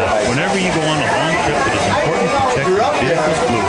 Not just oil spray, but also your windshield wiper fluid. So you can see that. A quick tip, don't get hit. Russell's Auto Salon, where we always meet by accident. Call us at 970-879-1515. The team of Mountain View Car Wash and Detailing Professionals is proud to be supporting Sailor Sports this season. Whether a basic wash or a full detail, we know that the key to providing you with excellent service is teamwork and attention to detail. So while the Sailors are focusing on cleaning up the competition this season, we'll be focusing on cleaning up your vehicle. With a global washroom and a wide variety of detail services, we have a game plan that fits your budget and needs. We are located at the corner of Highway 40 and Trafalgar Drive. Mountain View Car Wash, where there are no Hail Marys, just awesome touchdown dances. Greetings, Yampa Valley. For over 25 years, Johnny B. Good's Diner has been your hometown eatery, serving delicious home-cooked food with excellent service and a smile. We have breakfast all day, every day. Fast-filling, affordable lunches, enjoyable family dinners, or decadent desserts. It's all here at Johnny B's for a great price. Dine in or carry out 7 days a week from 7 a.m. until close every day of the year. Isn't it time for a meal at Johnny B. Good's Diner, 738 Lincoln, downtown Steamboat Springs?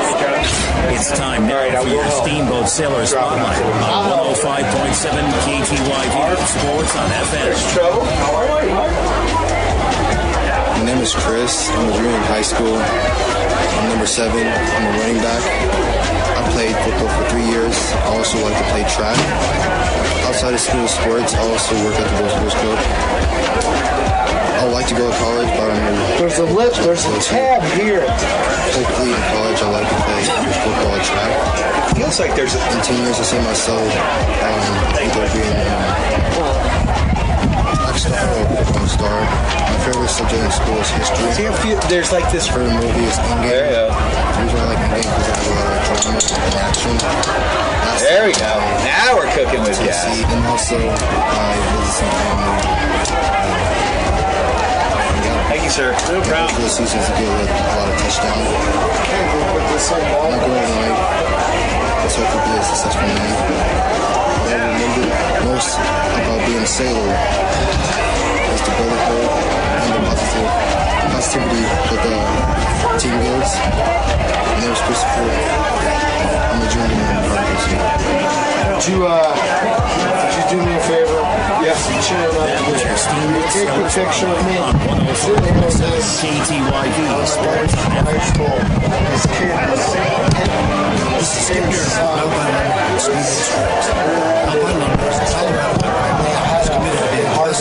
materials, related services. Yeah. So he needs. Materials, paints and spots. We are proud to Steamboat Springs. So right off easy to find Alpine Lumber. Located at Pine Grove Road, basketball greens. Alpine Lumber. Fully owned and operated. Contractor's choice. Homeowners. Steamboat Resorts has been welcoming the world to the Yampa Valley for more than 30 years. This is Todd Seekin, Executive General Manager for Steamboat Resorts. With a large array of properties situated around the mountain base, we can host you, your family, and friends during your next Steamboat vacation. Call us at 879-8000 and ask for your Locals Connection discount. That's 879-8000 or go online to steamboatresorts.com. Steamboat Resorts, lodging in. Hi, Steamboat friends. This is Charlie Green from Mountain Mattress and Furniture. Do you ever notice notice how grumpy your parents get when house guests arrive? Or how mean your big sister gets when you have to share her room for the weekend? I've got the secret to keep everyone happy. Stop by Mountain Mattress and Furniture on Loggers Lane for the best price and selection on Serta, Tempur-Pedic, and Simmons mattresses. Plus a great selection of linens and even comfy mattresses for the pull-out couch. If everyone sleeps, everyone stays happy, and a great mattress from Mountain Mattress and Furniture is the secret. Managing local land involves balancing resources such as agriculture, water, and wildlife. I'm Brian Ripley, and I have over 16 years of experience managing ranch resources as your neighbor here in Routt County. I'm the Ranch and Rural Property Specialist for the Paoli Group with the support of Colorado Group Realty. Put your trust in someone that has the practical experience and knowledge to help you with all of your ranch, rural, and equine property needs. I aspire to help you reach all of your real estate goals. I'm Brian Ripley, and you can find me at thepaoligroup.com in the Ranch Division. It's time now for your Steamboat Sailor Spotlight on 105.7 KTYV Sports on FM. My name is Cole Gideon. I'm a senior in high school. I'm number 2. My position is quarterback or receiver or maybe safety. I guess we'll see. It's my first year playing in high school, but I've played throughout my childhood. I also like to play lacrosse, golf, and I ski race pretty competitively. Outside of school and sports, I'm also involved in NHS and other various clubs. I do not know where I'll go to college yet, but I'm going to try ski racing in college, hopefully at the D1 level. My favorite discipline in skiing is probably, I don't know, so it kind of depends on the day, but I'd say downhill because you get to go fast and hit jumps, so it's pretty, gets you going, the adrenaline. In 10 years, I see myself working in a field of business, not sure exactly where, and hopefully starting a family. My favorite subject in school is math. My favorite movie is The Longest Yard because it's just funny and yeah. Last summer, I went skiing in Oregon and California, and also went to Jamaica for a church mission trip. My goal for the season is to have fun, and basically the same in life too, is just have fun and be successful.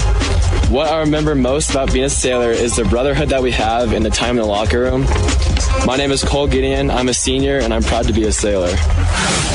That was your Steamboat Sailor Spotlight on 105.7 KTYV Sports on FM. Steamboat Sailors Football on KTYV Sports on FM is brought to you by Yampa Valley Bank, Alpine Lumber, Johnny B. Good's Diner, Burlette Roofing, Mountain View Car Wash, Steamboat Ace Hardware, Russell's Auto Salon, Mountain Mattress and Furniture, the Allison Agency with Allstate, Steamboat Resorts by Wyndham Vacation Rental, and the Paoli Group with Colorado Group Realty. It's time now. Steamboat Sailors Football on KTYV Sports on FM at 105.7 and SteamboatRadio.com. Now let's go to the booth for the call of Steamboat Sailors Football.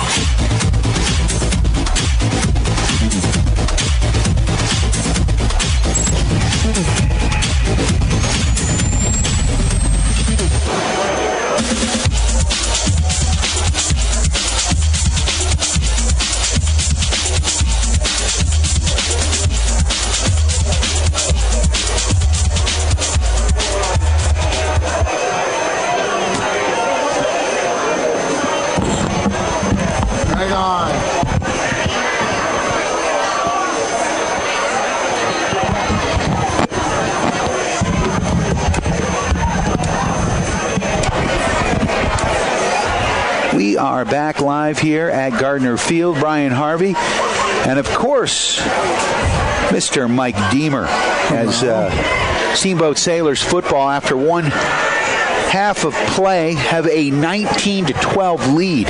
Tough break there, too.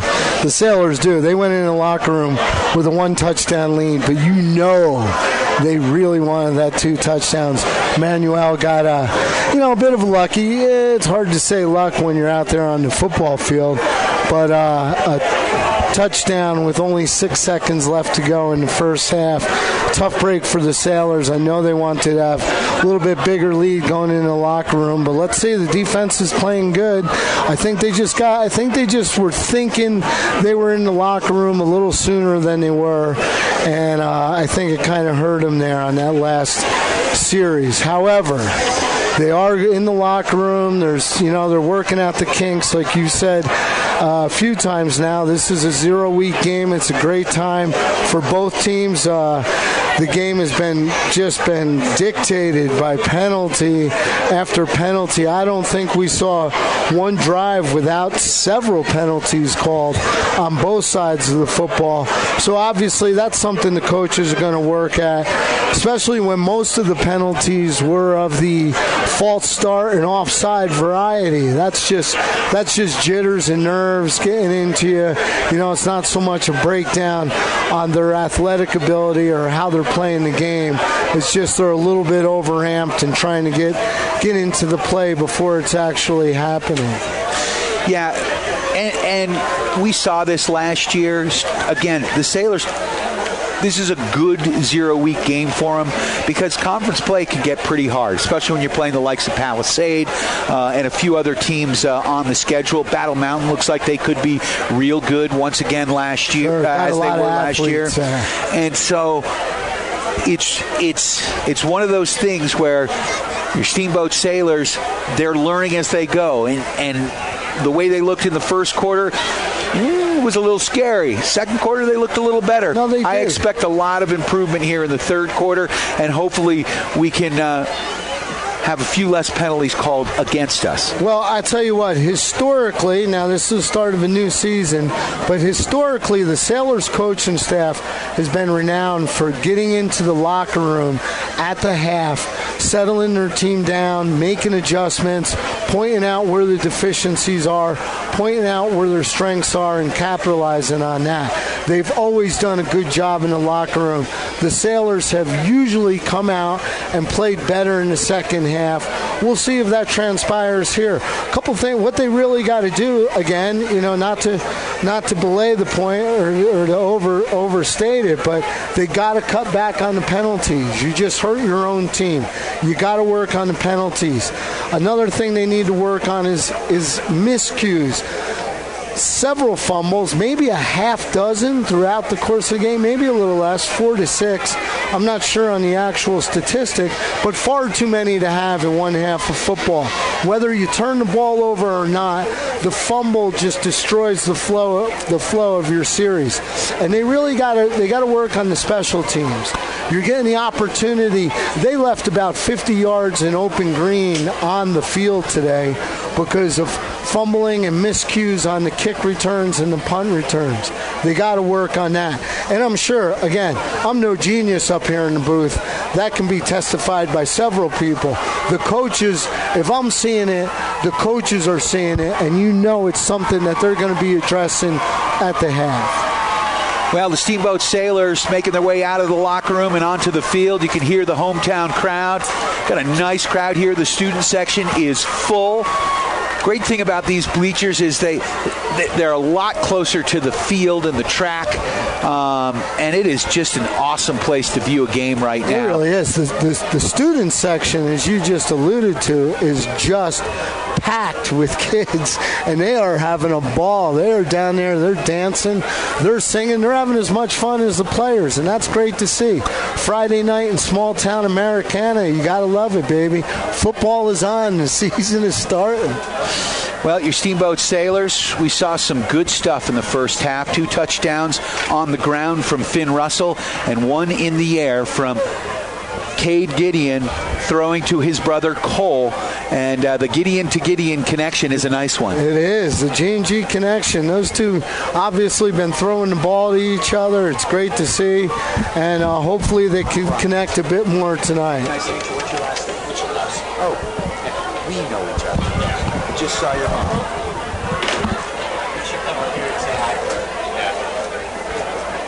Well, we'd like to thank also Pete Wichelhouse, who's on the camera. We got 2 cameramen in here today.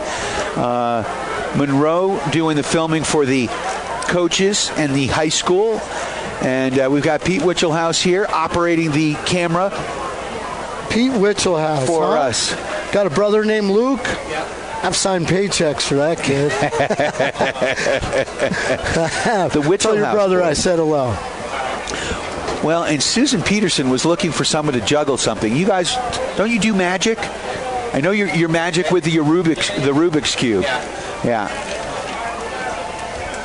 So She looks at me and she goes, "Can you juggle?" I'm like, no. Why you up here, Pete? Are you hurt or just because you're an underclassman? You did? What do you got, strained ribs? It's just like got pushed out of place. So that's why my cutting sense of humor is not really doing it for you? He's trying not to laugh. I was wondering why I was grimacing and not laughing. You have this effect on people, Deemer. I didn't know. We've just met. Yeah. Trying to figure it out. Big shout out, of course, to all of our sponsors, Yampa Valley Bank, the Yampa Valley's only locally owned bank, member FDIC. Sailors took it to the bank 3 times in the first half. Also a big shout out to Alpine Lumber, employee owned and operated, the contractor's choice and the homeowner's friend. Travis and the gang over at Mountain View Car Wash helping the Sailors clean the competition. Easy to find between town and the mountain on Highway 40. Russell's Auto Salon, your premier full-service auto body shop, where you always meet by accident. Russell's Auto Salon at 879-1515, bringing you the collision of the game. And I got to say that most of the collisions have been Finn Russell colliding into defensive players or vice versa. But we'll be on the lookout. Of course, Phil and Terry over at Russell's Auto Salon. And it's great to have Phil back walking and pretty 5-yard line into Steamboat territory down at what looks like the 44.5-yard line. And if I'm not mistaken, that's going to bring up 4th down at about 5. Now you got to wonder with the kicking game, is Manuel being down? Are they going to go for it? They are. I think they are. 2 receivers to the right, 2 to the left. 1 man in the backfield. That's Miles Lejeune. Stopped him. They got him. Great job on the defensive line. So that the Sailors will get it on the turnover. And I couldn't tell, was that a quick handoff or a quarterback keep? I think it was a quarterback keep up the middle. I'm looking at one of the Sailors. Seems to be got a little bit of pinch. Don't want to see that. Don't want nobody going down hurt. That'd be number 71, John Slowey, who was in on the tackle. And we don't want to see him going off. Looked like he took one in the back over, the kidney area. Just painful. He's not laid up or anything. So if your family listening in, he's okay. He's on the sideline shaking it off. But you could tell he took a shot in the back. 1st and 10 for your Steamboat Sailors. Ball on their own 43-yard line. Good field position. Moving left to right on your radio dial. Gideon off to the right, shot to the left. 2 men in the backfield, Morris and Russell. Gideon from under center, hands it off, up the gut. Positive yards for your Steamboat Sailors as Morris gets close to a 1st down. Little thunder and lightning thing going on there. Yeah, it is. It's good. I'm thinking they got somebody new in the backfield. That looked to me to be Tanner Raper, maybe? No. Raper is hurt. But you Does may be right. anybody see in the backfield? Theo, who we got in the backfield there?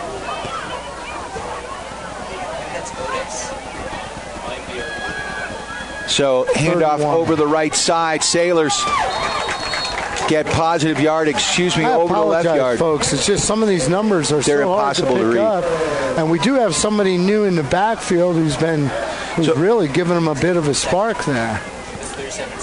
37? That's what I thought. We don't have a 37. We don't have a 37 here. They're really laying it on us. What's his name? Otis Vandekar? Oh, Otis, my main man. All right. Well, that's good to see. Receivers to the right and left. 2 men in the backfield. Inside handoff. That's Vandekar. I think he looked like he dropped the ball, but he's an upright runner. He did, and the ball went down around his thigh, but strong kid on top of it. He held on to it. Great job by number 37, Vandekar, to keep the ball and pick up positive yardage. 2nd down, about 8 to go. Ball marked down to about the 29-yard line here. 9:31 left in this first quarter. 19-12 the score. Your Sailors on top. Gideon getting the signals from the sidelines here. College style, no huddle. Shot wide to the left. Ball on the left hash mark. Way wide to the right here is Cole Gideon. 2 running backs in the backfield. Russell gets the inside handoff.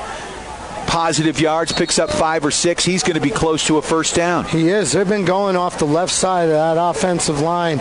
And I'll tell you what, that quick snap, quick handoff, and the left side of the line is blowing the defensive lineman at least a yard or two off the line of scrimmage.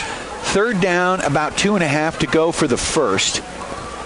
Ball now marked down to about the 24-yard line.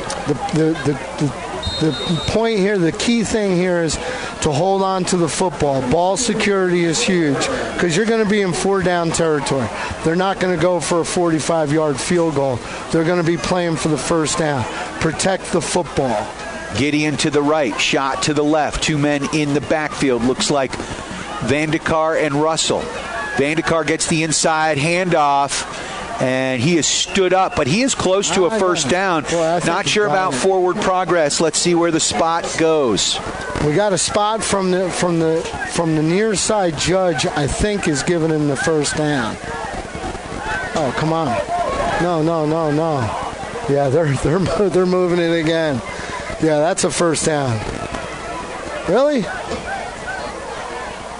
Oh, fourth down and inches. Certainly 4-down territory here. The back judge here who's marking the football, obviously from Craig. One receiver off to the right did not get the generous spot. I apologize. And the referees are calling timeout. And we will not be making fun of our friends, our brothers and sisters over in Craig. No, we won't. The Coltrane rivalry is... well, it's fierce, and that's the only reason I said it. It's not... I tell you what, over the year, I've just developed a great fondness for Craig. Honestly, I love going over there. They got some great things. Elkhead Reservoir is awesome. The museums, Wyman's Museum is amazing. It's a great place to visit. It really is. Oh, no, that's Little Snake River Museum in Savory. Yeah, Wyman's is really cool as well. Yeah, old man Wyman's done a great job with that museum. Now, come on, they got to be marking this. Oh, it's going to be real close, but they get first down. First down, yeah, Steamboat. Baby. Yeah, there you go. Great job by the referees, all right? We got to give props where they're due. They understood that maybe there was a little mistake going on. The head referee called a timeout, conferred with his mates. They made the measurement. They did the correct thing. Great job there by the referees. 7:42 left in this third quarter. Sailors on top 19-12. First and 10. Sailors have it just outside of the red zone down at the 22-yard line. 2 men in the backfield. Receivers to the right and left. Defense moving. And they encroach. There you go. And that is encroachment. And you could tell our guys this time, if this was the first quarter, that would have been a penalty against the Sailors. But you could tell they were coached up in the locker room at the half. Get the count. Do not move until the football moves. Don't let them running up to the line, faking you and juking you, get you to flinch. And that's exactly what happened. Great job by the Sailors line. First down, 5 to go for the first. Inside handoff. That's Russell. Russell stays on his feet. Knocked to the outside. Looks like he's got the first down and then some as he rolls over the 10-yard line. I'll tell you what, you can't arm tackle that kid. You hit him up around the pads, up around the numbers with just your arms, you're not going to bring him down. You got to wrap him up low.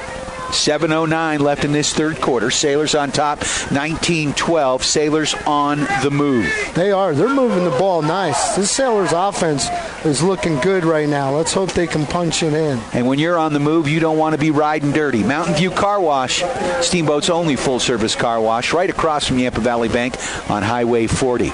We've got receivers to the right and left, 2 men in the backfield. Gideon under center.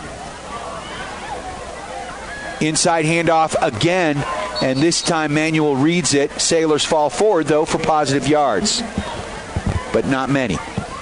And they just they are just going to the left side of that offensive line. They are just wearing down the Manuel defensive line on that side. They are setting up the pass right now. That's all I can say. They have done nothing but run since they've gotten the ball to start this third quarter. Nice long drive here, 6:21 left in the third quarter. Second down, 8 to go. Pitch over the left side. That's Russell. Russell's still on his feet. He's got the first down. Touchdown, Sailors. Finn Russell with the hat trick. 3 touchdowns on the night. That is an outstanding job. That Sailors offensive line, particularly the left side. And they pull a lot. They pull their linemen. So I'm not just going to give kudos to one side because they are bringing the guard and the tackle from the opposite side. And you know who else is really quietly, and that's what you like to see from an offensive lineman? You know who's having a great game is River King, number 67. Doing a great job out there, pulling his plays, calling the audibles, getting his line into the right spots. Russell lining up for the extra point. Gideon with the hold. Here comes the snap, the hold. It's down, the kick, and that one gets in there just over the crossbar. And just like that, the Sailors on top, 25-12. Outstanding, textbook playing. And here, let me tell you something. Going back to the first half, when a good coaching staff like the Sailors have, they'll start the game or they'll start the half with scripted plays. This is what we're going to do. If you don't put the ball on the ground and you don't give us unnecessary penalties, we're going to take the script, and if you do the script correctly, you'll put a touchdown on the board. That's exactly what happened to start the second half. No penalties, no turnovers, no miscues. Sailors marched down the field and put a quick 6 on the board. And what that did was give that offensive line a huge amount of confidence because that was all on the offensive line. And it was great to see Otis Vandekar, the sophomore, getting some carries. He's a big boy. Yeah, the future looks bright for the Sailors, and the future might be right now with a freshman quarterback. We've got 6 great seniors on this team, but we're getting contributions from freshmen, sophomores, juniors, and seniors, and that is absolutely awesome. This is an all-school effort, and it's looking good. This is a well-coached team right now. They're hitting on all cylinders. So Finn Russell has squibbed the ball the last several kicks. We retrieved one of them, and let's see if he actually lets one fly here. Or at least take it to the right side. He is a lefty kicker. Sailors lining it up here for the kick. They get the whistle. And another squibber. This one, a medium-range kick to the 40. And it is caught down at the 38-yard line. He had some room to move, but... Well, I think part of it, too, I'm looking at the layout on that particular play, and one of the things that we know Manuel has is a strength, is their speed in the open field.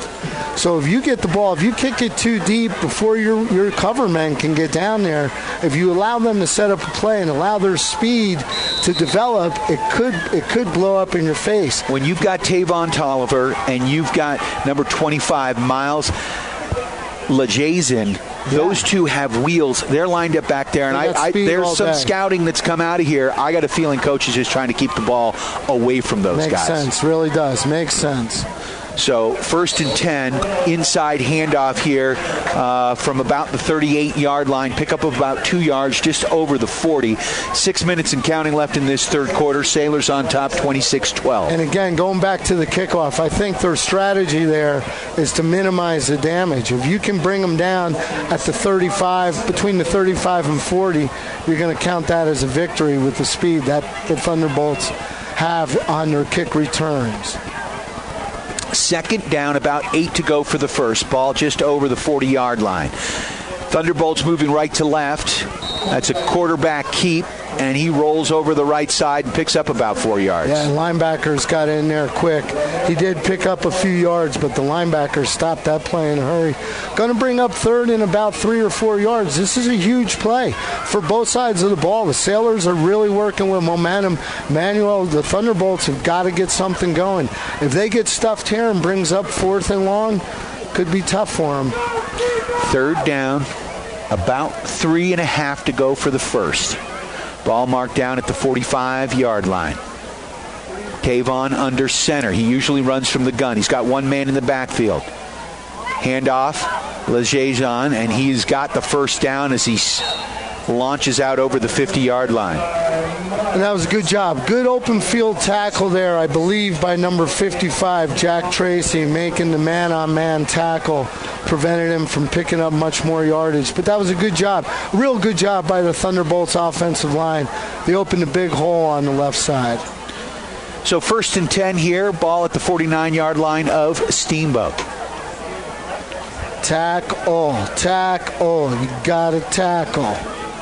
4:41 and counting here left in this third quarter. Sailors on top, 26-12. Thunderbolts on the move. Under center once again. 2 men in the backfield. Man in motion. Pitch over the right side. That's Tank Davis taking it and picking up about 8 yards around the outside. Who was in on the tackle there, Mike? I don't know, but I thought there was going to be a penalty, and I know some of the Sailors coaches saw the same thing I did. I think it might have been 37, Vandekar. I had a hard time seeing that. But one of the Sailors' defensive players, number 67, not 37. Number 67, River King, got blocked in the back, basically tackled from behind. That's what opened up that play. That one just snuck by the referees. Didn't sneak by a couple of Sailor coaches up here in the booth who were pretty vocal with their displeasure. Looked like Jack Tracy in on the tackle there. 2nd down, about 3 to go for the first. Ball down to about the 43-yard line of Steamboat. 2 men in motion, 2 men in the backfield. Little option play here. And Tolliver's going to go the other way. He's got the first down and then some. He's moving and grooving over there and finally knocked out of bounds at about the 33-yard line. See, and that's what I mean. That was an option play to the left that the Sailors had pretty well defended. So the quarterback stopped, took it back the other way, and once he got into open space, he used his natural speed and was moving around, picked up big yardage. The Sailors have got to work on their open field tackling. And I know up here in the booth, much easier said than done when you're trying to bring down an uber athlete. So 1st and 10 here for the Thunderbolts. They are down at the Steamboat Sailors 34-yard line, moving right to left in your radio dial. Sailors in black with red numbers that are really hard to read. Thunderbolts in all white with powder blue on their pants and their helmets. Tolliver under center, 2 men in the backfield. Little option play. He cuts it up, and a nice job by the Sailors defender there. Who was that on the tackle? 89. Yeah, I think that was the part-time tight end, Jackson Beal. Yes, it was. And is it pronounced Beal or Bell? It is Beal. Because we've got some Bells that spell it that way as well. That was a nice job breaking up that play. Excellent job by number 89, Beal. And you know what? We're not belaboring the point. It is, folks, you got to trust me here. It's the Sailors' jerseys look like red T-shirts or black T-shirts with red duct tape on them. I mean, really, they're good-looking uniforms. Like somebody took red duct tape and just stretched on some numbers. Very difficult to see. There's no contrast there. And we are a little further away. So a timeout here by the Thunderbolts head coach. I'd like to take this opportunity to, of course, thank our friends over at Russell's Auto Salon bringing us the collision of the game. And we've seen a few. Your premier full-service auto body shop where you always meet by accident. They come highly recommended. 879-1515. The way our line's been playing, most of the collisions have been in between the tackles so far. And hard for us to see. But I've seen a lot of Jack Tracy. Yeah, Tracy's playing a great Seen a little bit of Slowey in there. Seen a whole lot and a whole lot of Finn Russell. So Sailors getting after it, and they're really showing some size. There was some concern coming into this season, but I think things bode well right now. The Sailors just can keep progressing. Last season they grew so much from the first week to the second to the third week. This is basically their third year in this offense, and now these freshmen and sophomores, they've played in this offense in the middle school, and that's huge. What's really good is the defensive line, those guys are doing their job in tying up at least 1, 2, sometimes 3 blockers, allowing the linebackers to collapse on the play. 2nd down, 12 to go for the first. Ball marked down to about the 36, 37-yard line. This one's a quarterback keep by Tolliver. Sailors read it. and he is down, knocked down for about a yard loss over the right side of the line. You know what? And you know what I'm really liking about the Sailors defense? They're doing their job. Like that time, they hit the quarterback for a loss. And instead of any excessive celebrating, jumping up, getting over the guy when he's down on the ground, they just turn around and walk right back to their side of this line of scrimmage and get ready for the next play. That's some discipline, and that's fun to watch on a football team. We still live, or we? We're on the internet. I mean, we're streaming, but we are having some technical difficulties here. Okay. Pitch out to the left side by the Thunderbolts. Sailors are in pursuit. Number 40, Russell. There is a flag on the play, and that's usually in the vicinity of an offensive hold. I think this play is going to come back 10 yards, in which case would set up third down and probably about 25 yards. But let's see what the call is on the field. It was a chop block. That could be a personal foul, in which case that would be 15 yards.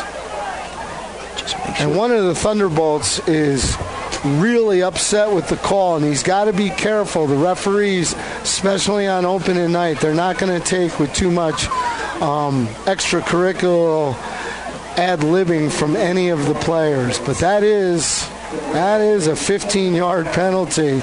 And that's going to set him back over the midfield stripe. It'll be the Thunderbolts' ball, fourth down. I think it's a loss of down, too.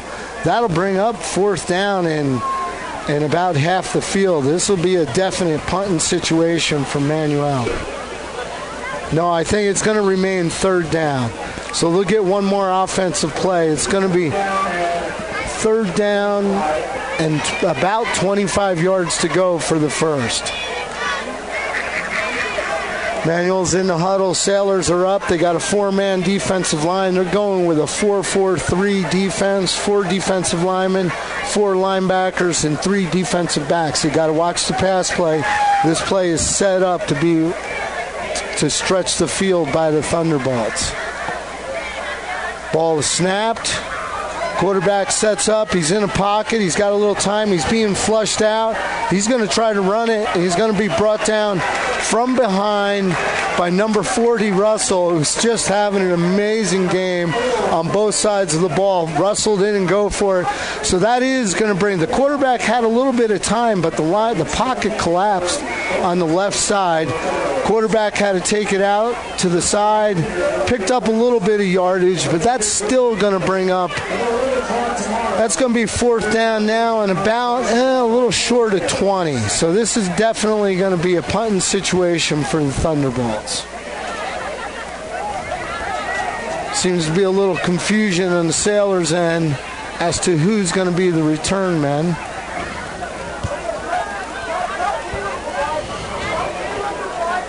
You got to watch the play clock. Got to get this off. He's taking it out to the left. I think he's going to try to run it, pick up positive yards, but that's not happening. Great job in pursuit by the Sailors defense.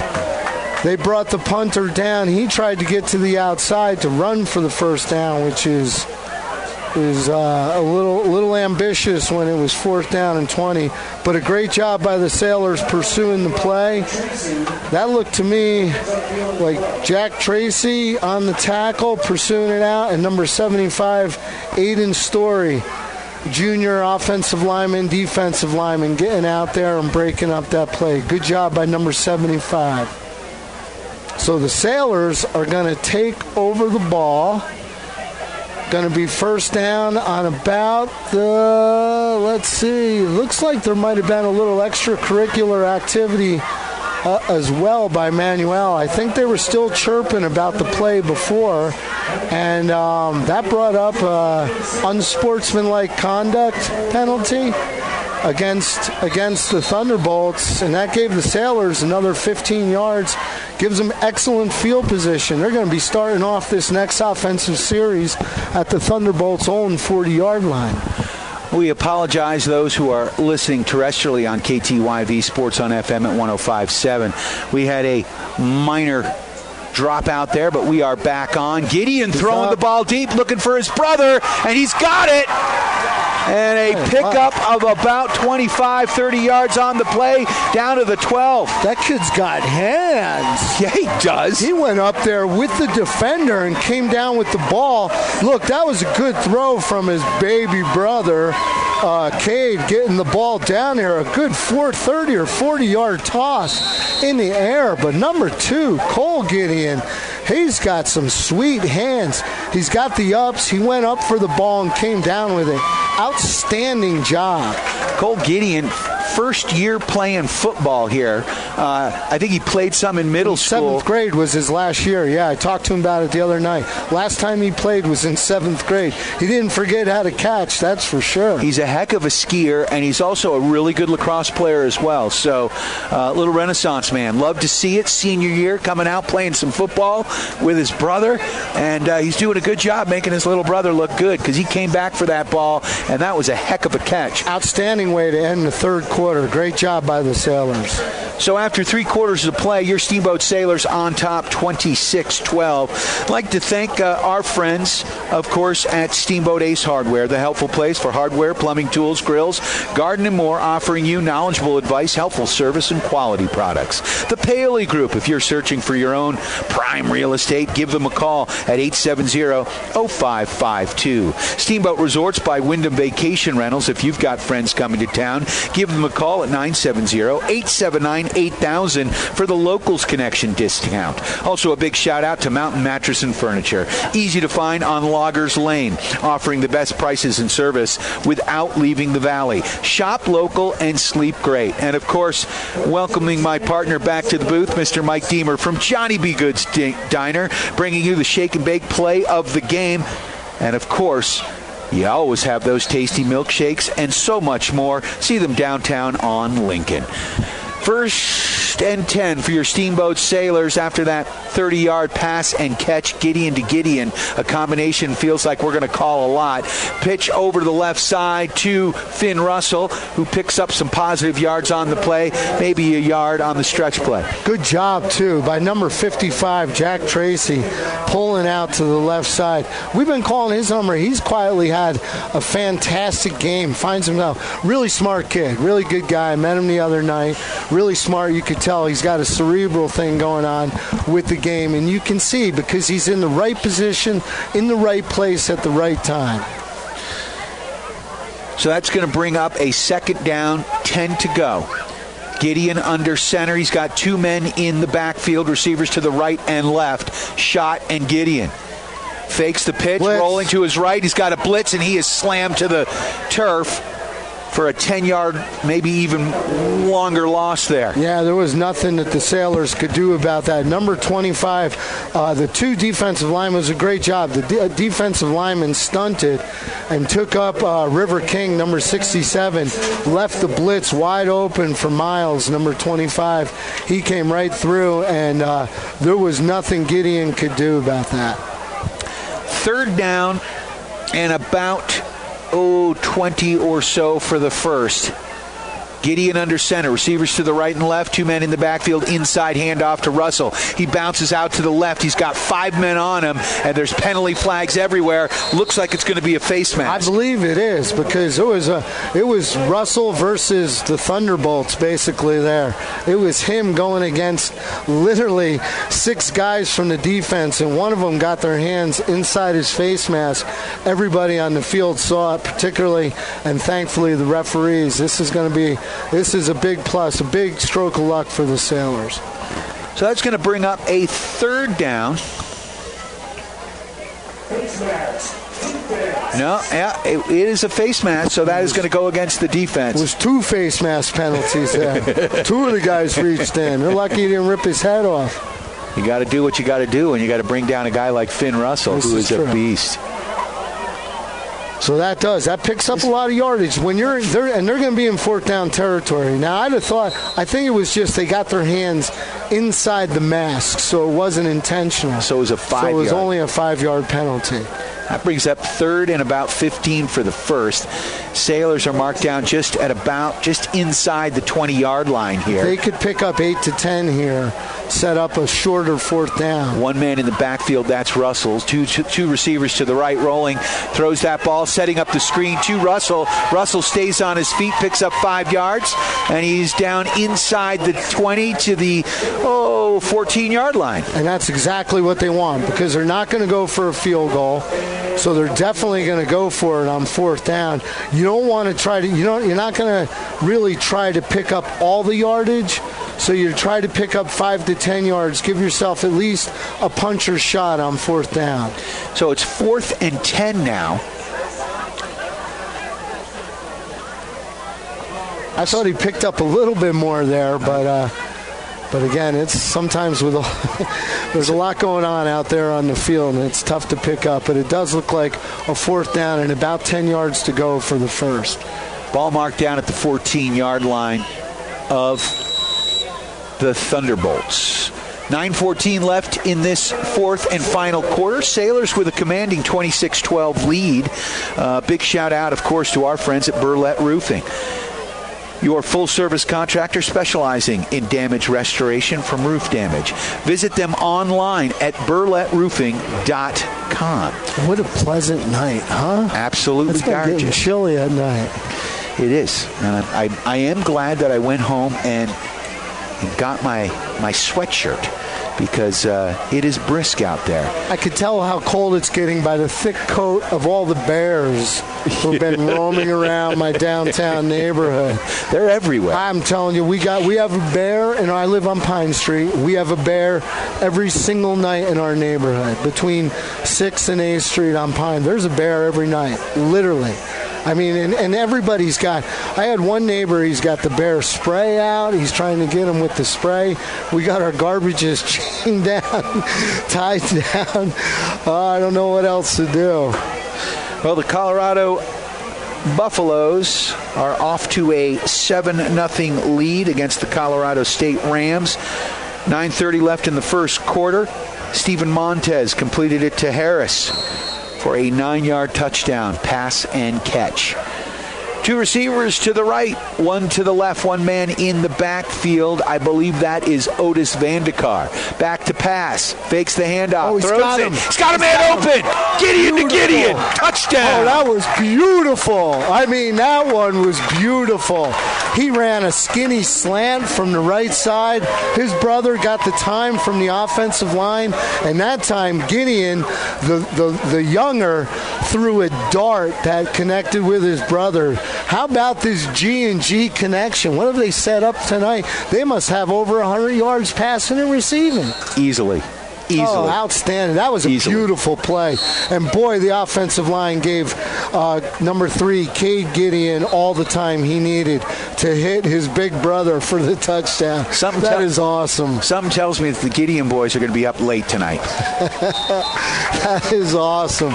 Oh, that is beautiful. I am so happy for the Gideon family. That is amazing. To watch your sons out there methodically take apart what's a fast and well-coached defense like this. You know, and on both sides of the ball, you got to give props. This second half has had a fraction of the penalties that the first half did. I mean, they're letting them play football now, and it's showing. The Sailors are really come alive. They're playing with some discipline and a little panache. Well, your Steamboat Sailors on top 33-12. The extra point was good. The hold by Gideon and the kick put in by Finn Russell. So Russell and Gideon to Gideon putting up a lot of points on the board right now, and it's great to see. Definitely, comparing this game to last year's game, the Sailors are moving the ball a whole lot better. Well, and it's because they're not just one side. It's not just Gideon to Gideon or Gideon to Russell. Chris Morris was having a heck of a game. And then I'm wondering if he might have come up with an injury or something, because I'm not even seeing him on the sideline. Maybe right there. And then when you got Vandekar who comes in, they really don't miss a step.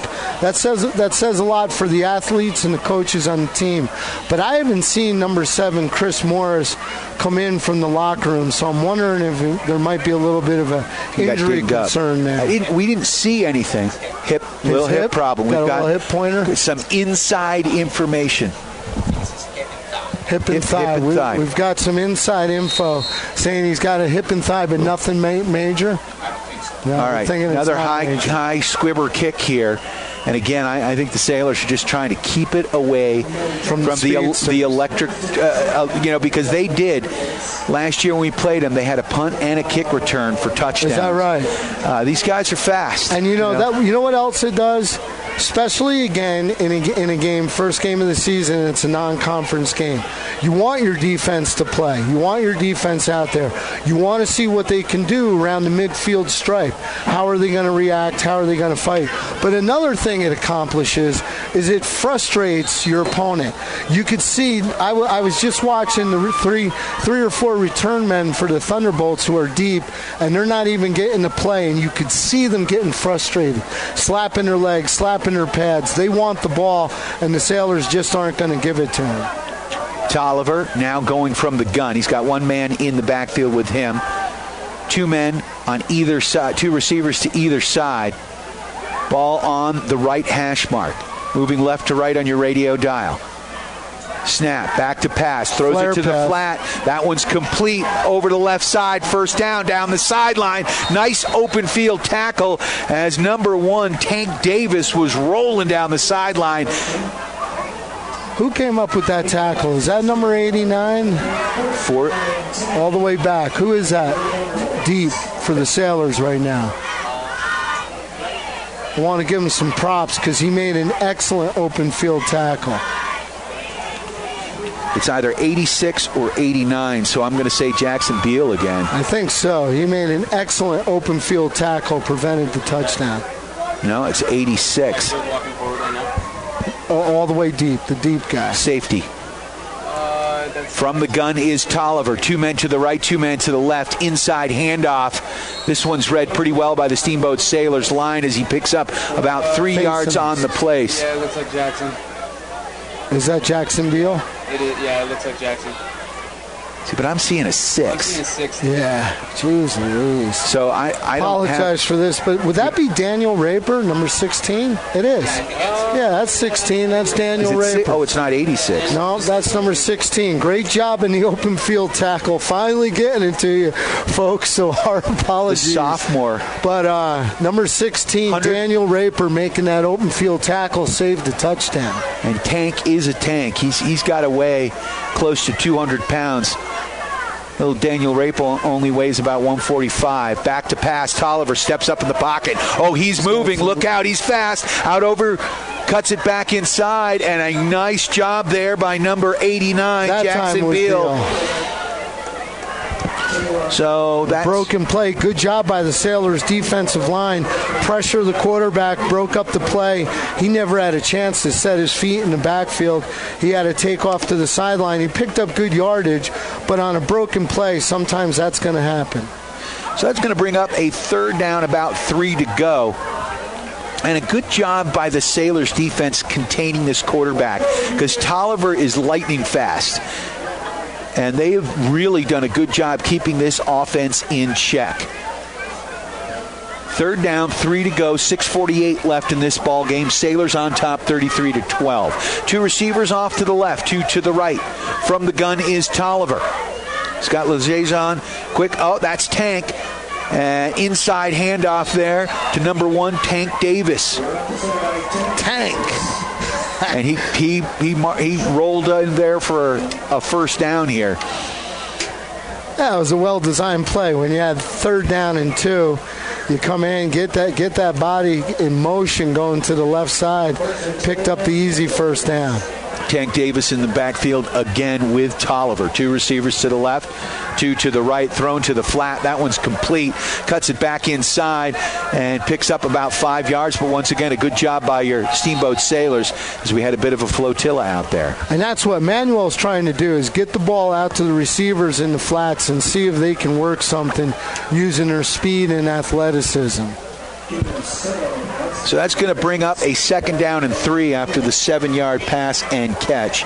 Clock still moving here as the Sailors were able to keep them inbounds. 6:02 left in this 4th and final quarter. Sailors on top 33-12. Be good to see how the Sailors defense reacts here with their backs to the goal line. 2 receivers to the right, 2 to the left. Ball at the 20. Back to pass. Now Tolliver steps up. He's moving over the right side of the line. He's got some daylight.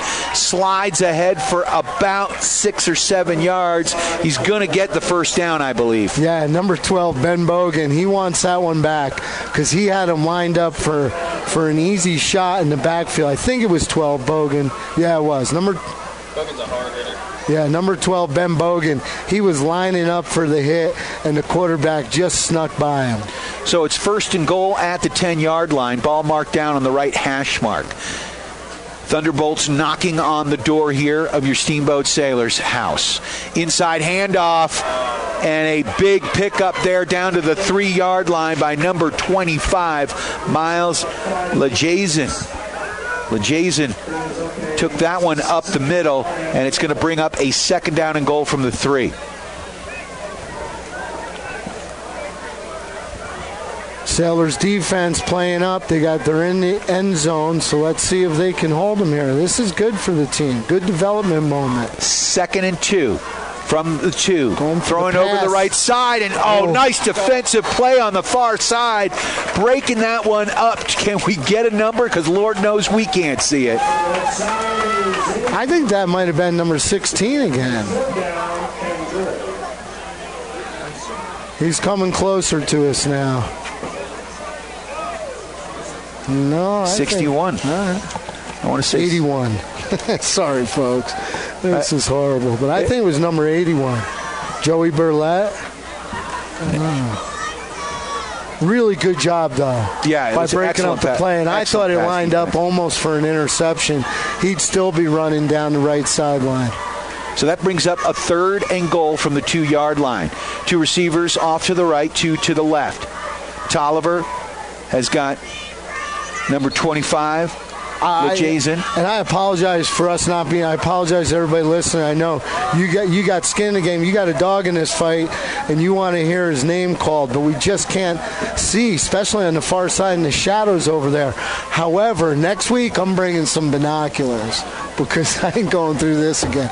I'm bringing me some binos, and I'm gonna be calling it like I can finally see it. I want to buy some white tape. Well, because it was a great defensive play there at that time, and we're all like, was that 15? Was that Tracy? Was that 16? It's hard to say out there. The numbers are just blurring together. If there was some white piping around the numbers, we could see them. Exactly. But there is no contrast between black and red. Obviously, they did not care about the blind announcers. Well, I don't think we're blind. I got two high schoolers here. I got a freshman or a sophomore? Freshman and a senior. Near side of team. Yeah, it doesn't matter. I got a freshman and a senior up here. None of us can see it. All righty. So we've got 3rd down and goal on the 2-yard line. For under center this time is Tolliver. One man in the backfield. Watch the pitch. Oh, they push him in. No, he went down. I don't think he made it in, did he? His running back actually, he got the ball as a quarterback keep, and his running back was trying to help him. And literally he pushed him down to the ground and did not help the play. And in fact, I think he may have hurt his quarterback. No. So right now, I don't know what's going on. There's a powwow, a scrum in the middle of the field right now. So we'll take this opportunity to thank our friends at Yampa Valley Bank. as the Sailors right now are trying to keep the Thunderbolts out of the bank. They did not give it to them. They did not. That ball is as close to the end zone as it can be without putting 6 points on the board. So let's see. We got 4th down. This is a true and legitimate goal line stand here. 4th down and an inch to go. Let's see what the Sailors can do. Sure wish those students would make some noise down there. Awfully quiet here. Quarterback keep, and that's going to be a touchdown. Yeah, I think that time here. Hard not to get in right there. And that is a touchdown for the Thunderbolts with 4.5 minutes left to go in the game. Also like to thank Alpine Lumber, employee-owned and operated. Contractor's choice and homeowner's friend. Go see Skip and the gang on the other side of the tracks from Walgreens. Mountain View Car Wash, helping the Sailors clean the competition between town and McDonald's on Highway 40. And Russell's Auto Salon, your premier full-service auto body shop where you always meet by accident. Russell's Auto Salon at 879-1515, where they come highly recommended. So, yeah, when you got 4th down and an inch to go there, it's tough. You need a lot of luck to keep the offense out of the end zone. So going for 2 are the Thunderbolts. Pitch over the right side to Tank. Tank turns it back the other way. And the Sailors. Who is that? That looks like number 71. John Slowey with a big stop. Huge play over there. He stood up, the running back, and said, you and me are going to dance for a little bit, but you're not getting in the end zone. That right there has got to be our Russell's Auto Salon collision. Yeah, that was a good job. Really good job, because that was mano y mano. They were in the open field together, and it was just the two of them, and there was nothing, not to take anything away from the running back there. That was a big man, but number 71, Slowey, just stood him up and took him down. 33-18, Sailors on top, 4:38 left in this ball game. Well, that was awesome. Yeah, I had dinner with Slowey the other night. You're right. He looks like a big hoss. He may eat a little bit. Yeah, no, he shows up to the game in the back of a stock truck. Yeah, speaking of stock trucks, Colorado State got on the board 7-7 with about 6 minutes left in the first quarter. So that game just underway. Be able to go home and watch second half. Yeah, this is nice. This is a nice way to play football. This is a great opening, great way to open the season for the Sailors. Let's not get ahead of ourselves. Still 4.5 minutes left, and Manuel is a very athletic team. And one thing, what can an athletic team do? They can break it open in a hurry. I mean, one play can go 80, 90, 100 yards and put points on the board. So the Sailors have got to keep this, got to keep their heads, got to remember they're still in a game. 4.5 minutes left. They got to listen to their coaches and do what their assignments are. Cannot give up the big play. That could turn. It's the only thing right now that can turn the game around. Turnovers and big play. You got to eliminate both. You got 4.5 minutes to do it. Don't give up either one. So, Mike, you've got some new stuff going on at Johnny B's this fall with pickup. Yeah, we do. We're really expanding our to-go business. We've been studying, the trends. There's a lot of restaurants in Steamboat now, more than ever. But a lot of the research out there is showing. We went to a few food shows down in Denver that the to-go thing is really catching on. Online ordering, family-style meals, something we want to be on the cutting edge of, and we're really starting to move forward with implementing some new to-go things. So a little squib kick here, just over the line. That one's going to go out of bounds, and so that will be a penalty. Yeah, you see, and I just got a couple thank yous for doing it, but it's something we see. It's like something like 70% of all people now want to dine off premises, and it's not to say you don't ever want to go in a restaurant again, but if you can get your food, go home, especially the family style meals. Something my wife is really into. She's been going to seminars and a couple classes on what it takes, what we can offer and how we can best do it. We might have a little learning curve to start, but we're going to get it going.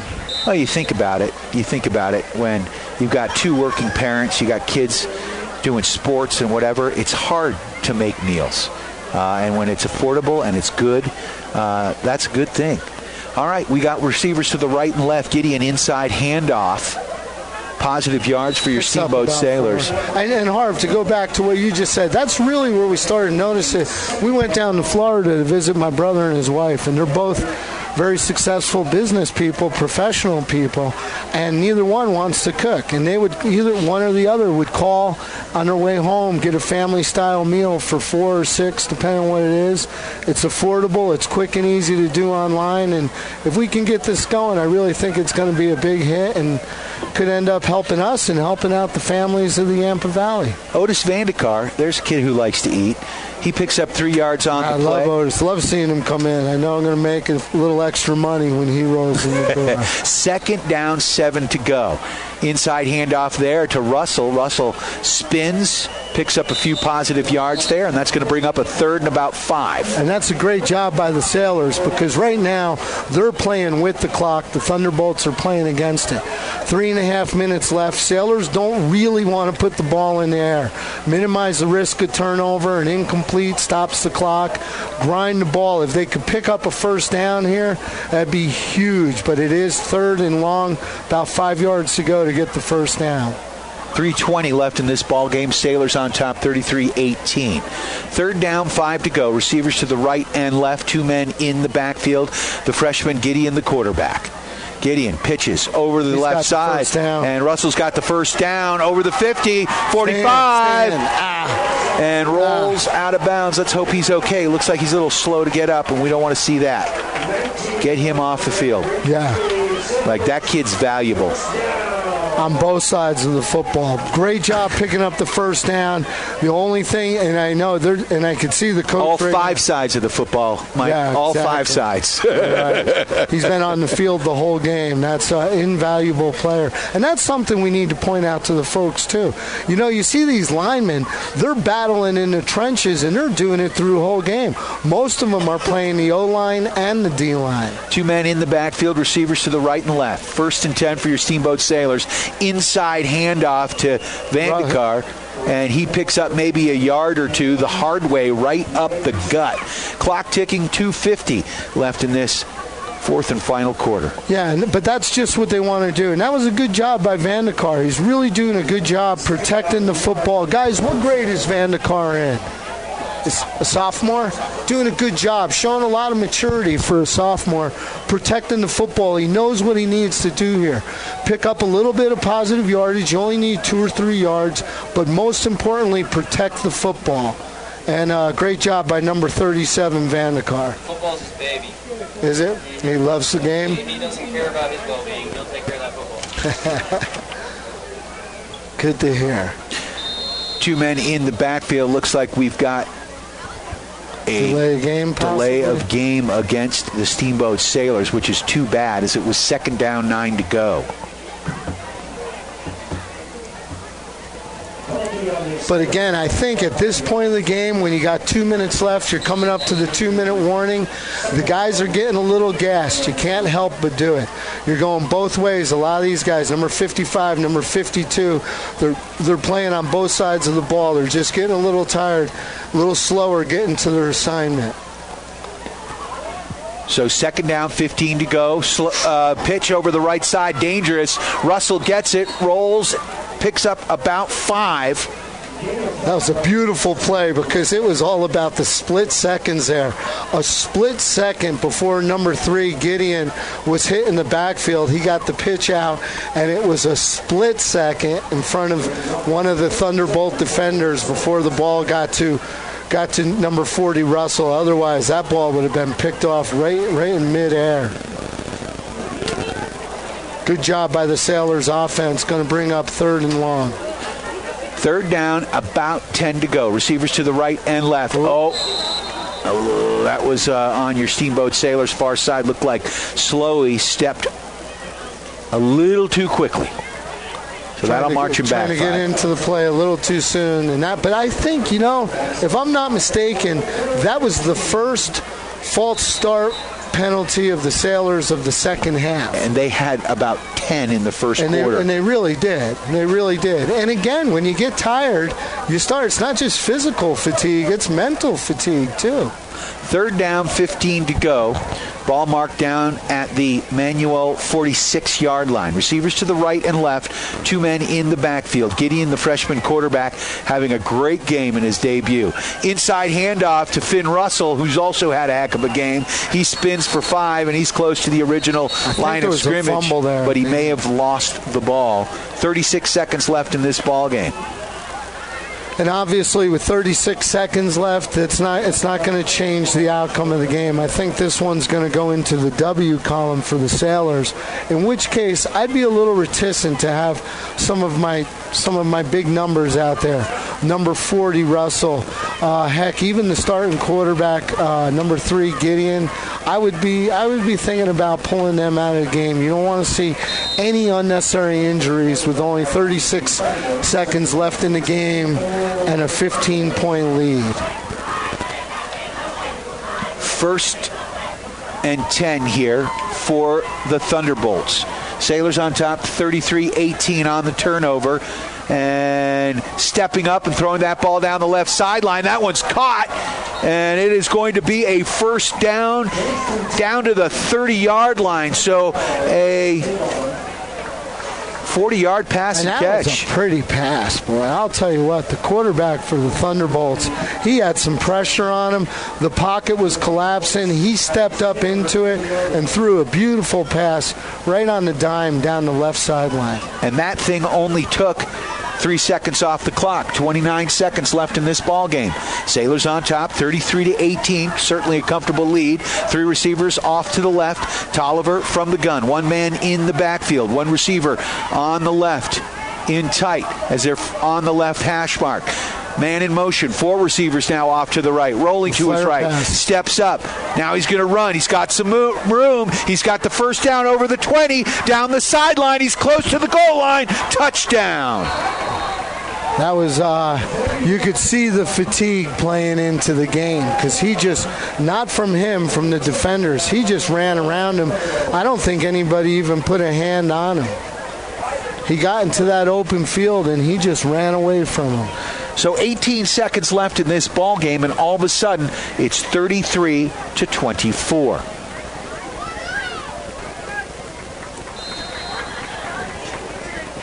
So if they convert on this 2-point conversion, we got a 6-point game, Mike.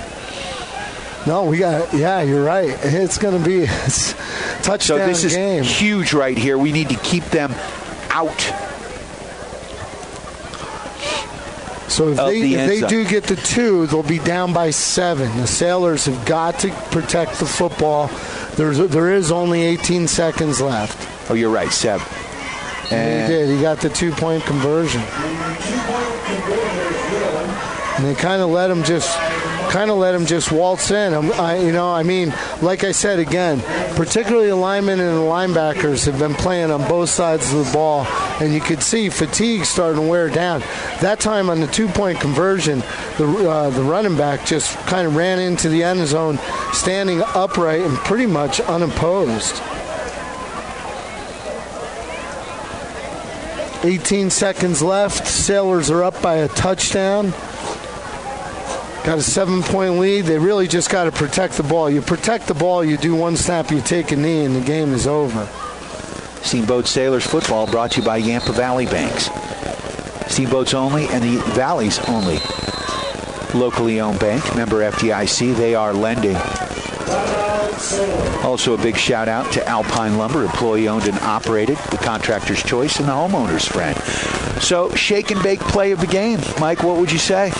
I like the way Russell's been running the ball. It's been nice, but he's been a bit more of a run over you than run around you. I got to say a couple of the Gideon connections kind of gave me a little bit of the shake and bake feel. Absolutely. Certainly Morris, running back in the first half, had a little shake and bake, but I got to go with Cole Gideon getting himself in the end zone on that skinny post. That was a beautiful play. You're right. That was a beautiful play. It was set up nice.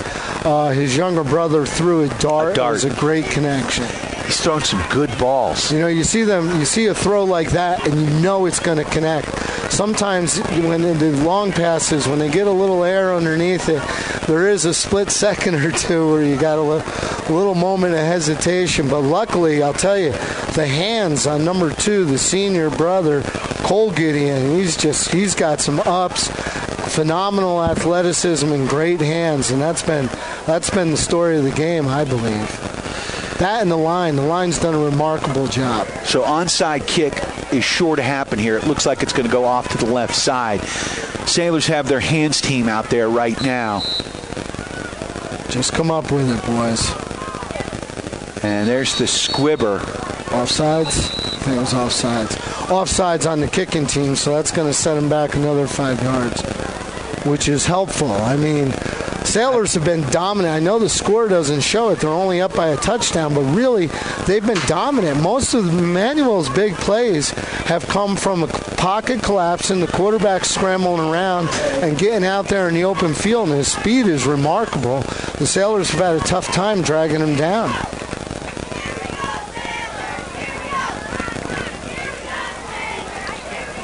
And while we're at it, I'm going to say one more time, happy birthday, Charlie Deemer, my little boy turning 8. Great day today, a little picnic at Little Toots with his class. That is awesome. And then fun at the Crooked Key before dinner at the diner. Because Daddy's a cheap SOB, so I brought him to the diner first. Where else would you go? 33-26 the score, 18 seconds left after the offsides call on the onside kick. Manuel back up to their 35-yard line. They're going to re-kick here. Sailors have the good hands team. There goes the onside kick. It goes 10 yards. Sailors fall on it. So Steamboat will have the ball. No time ticked off the clock.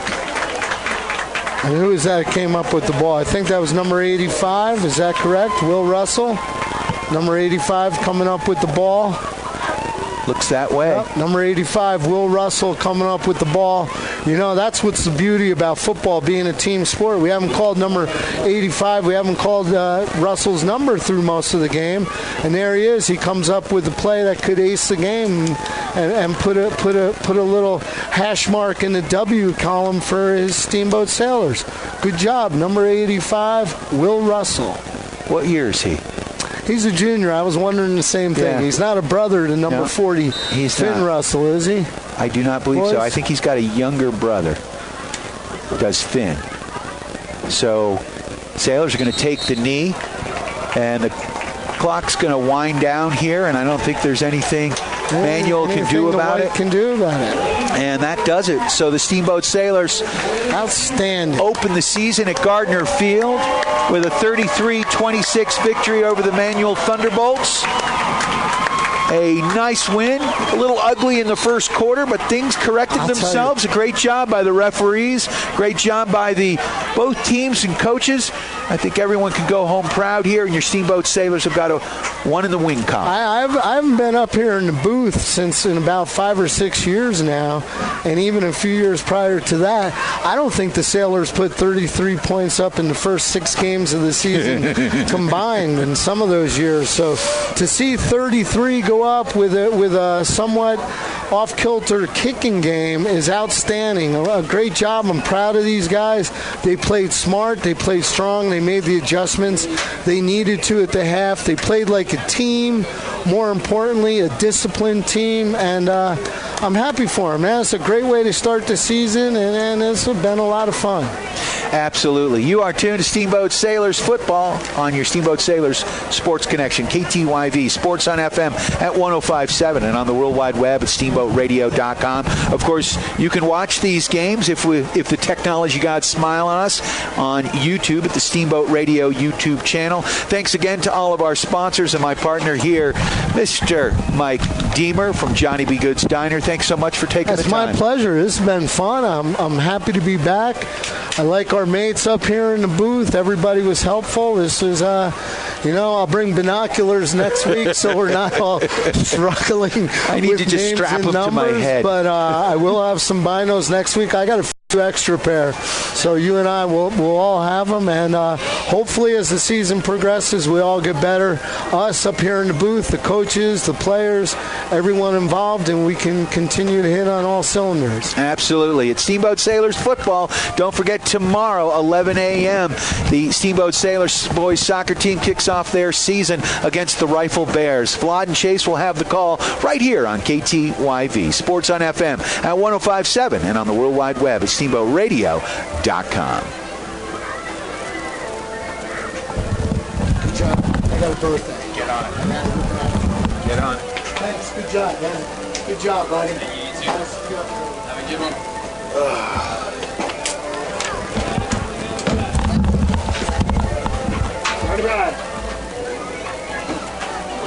That was fun? Yeah. It's an exciting game. Yeah.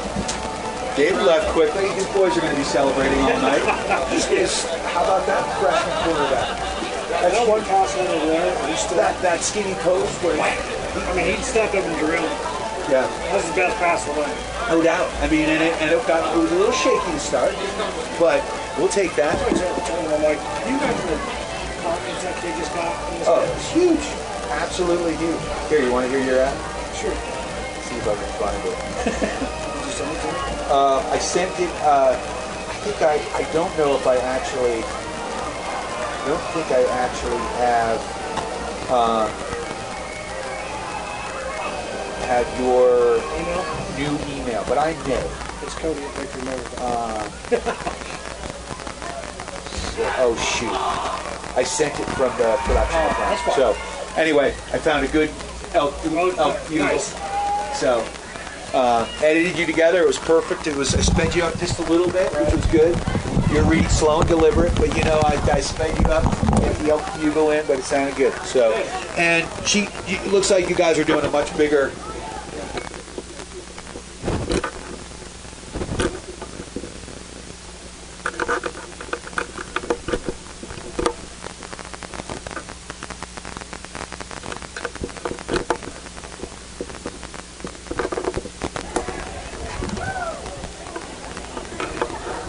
All I need to do is shut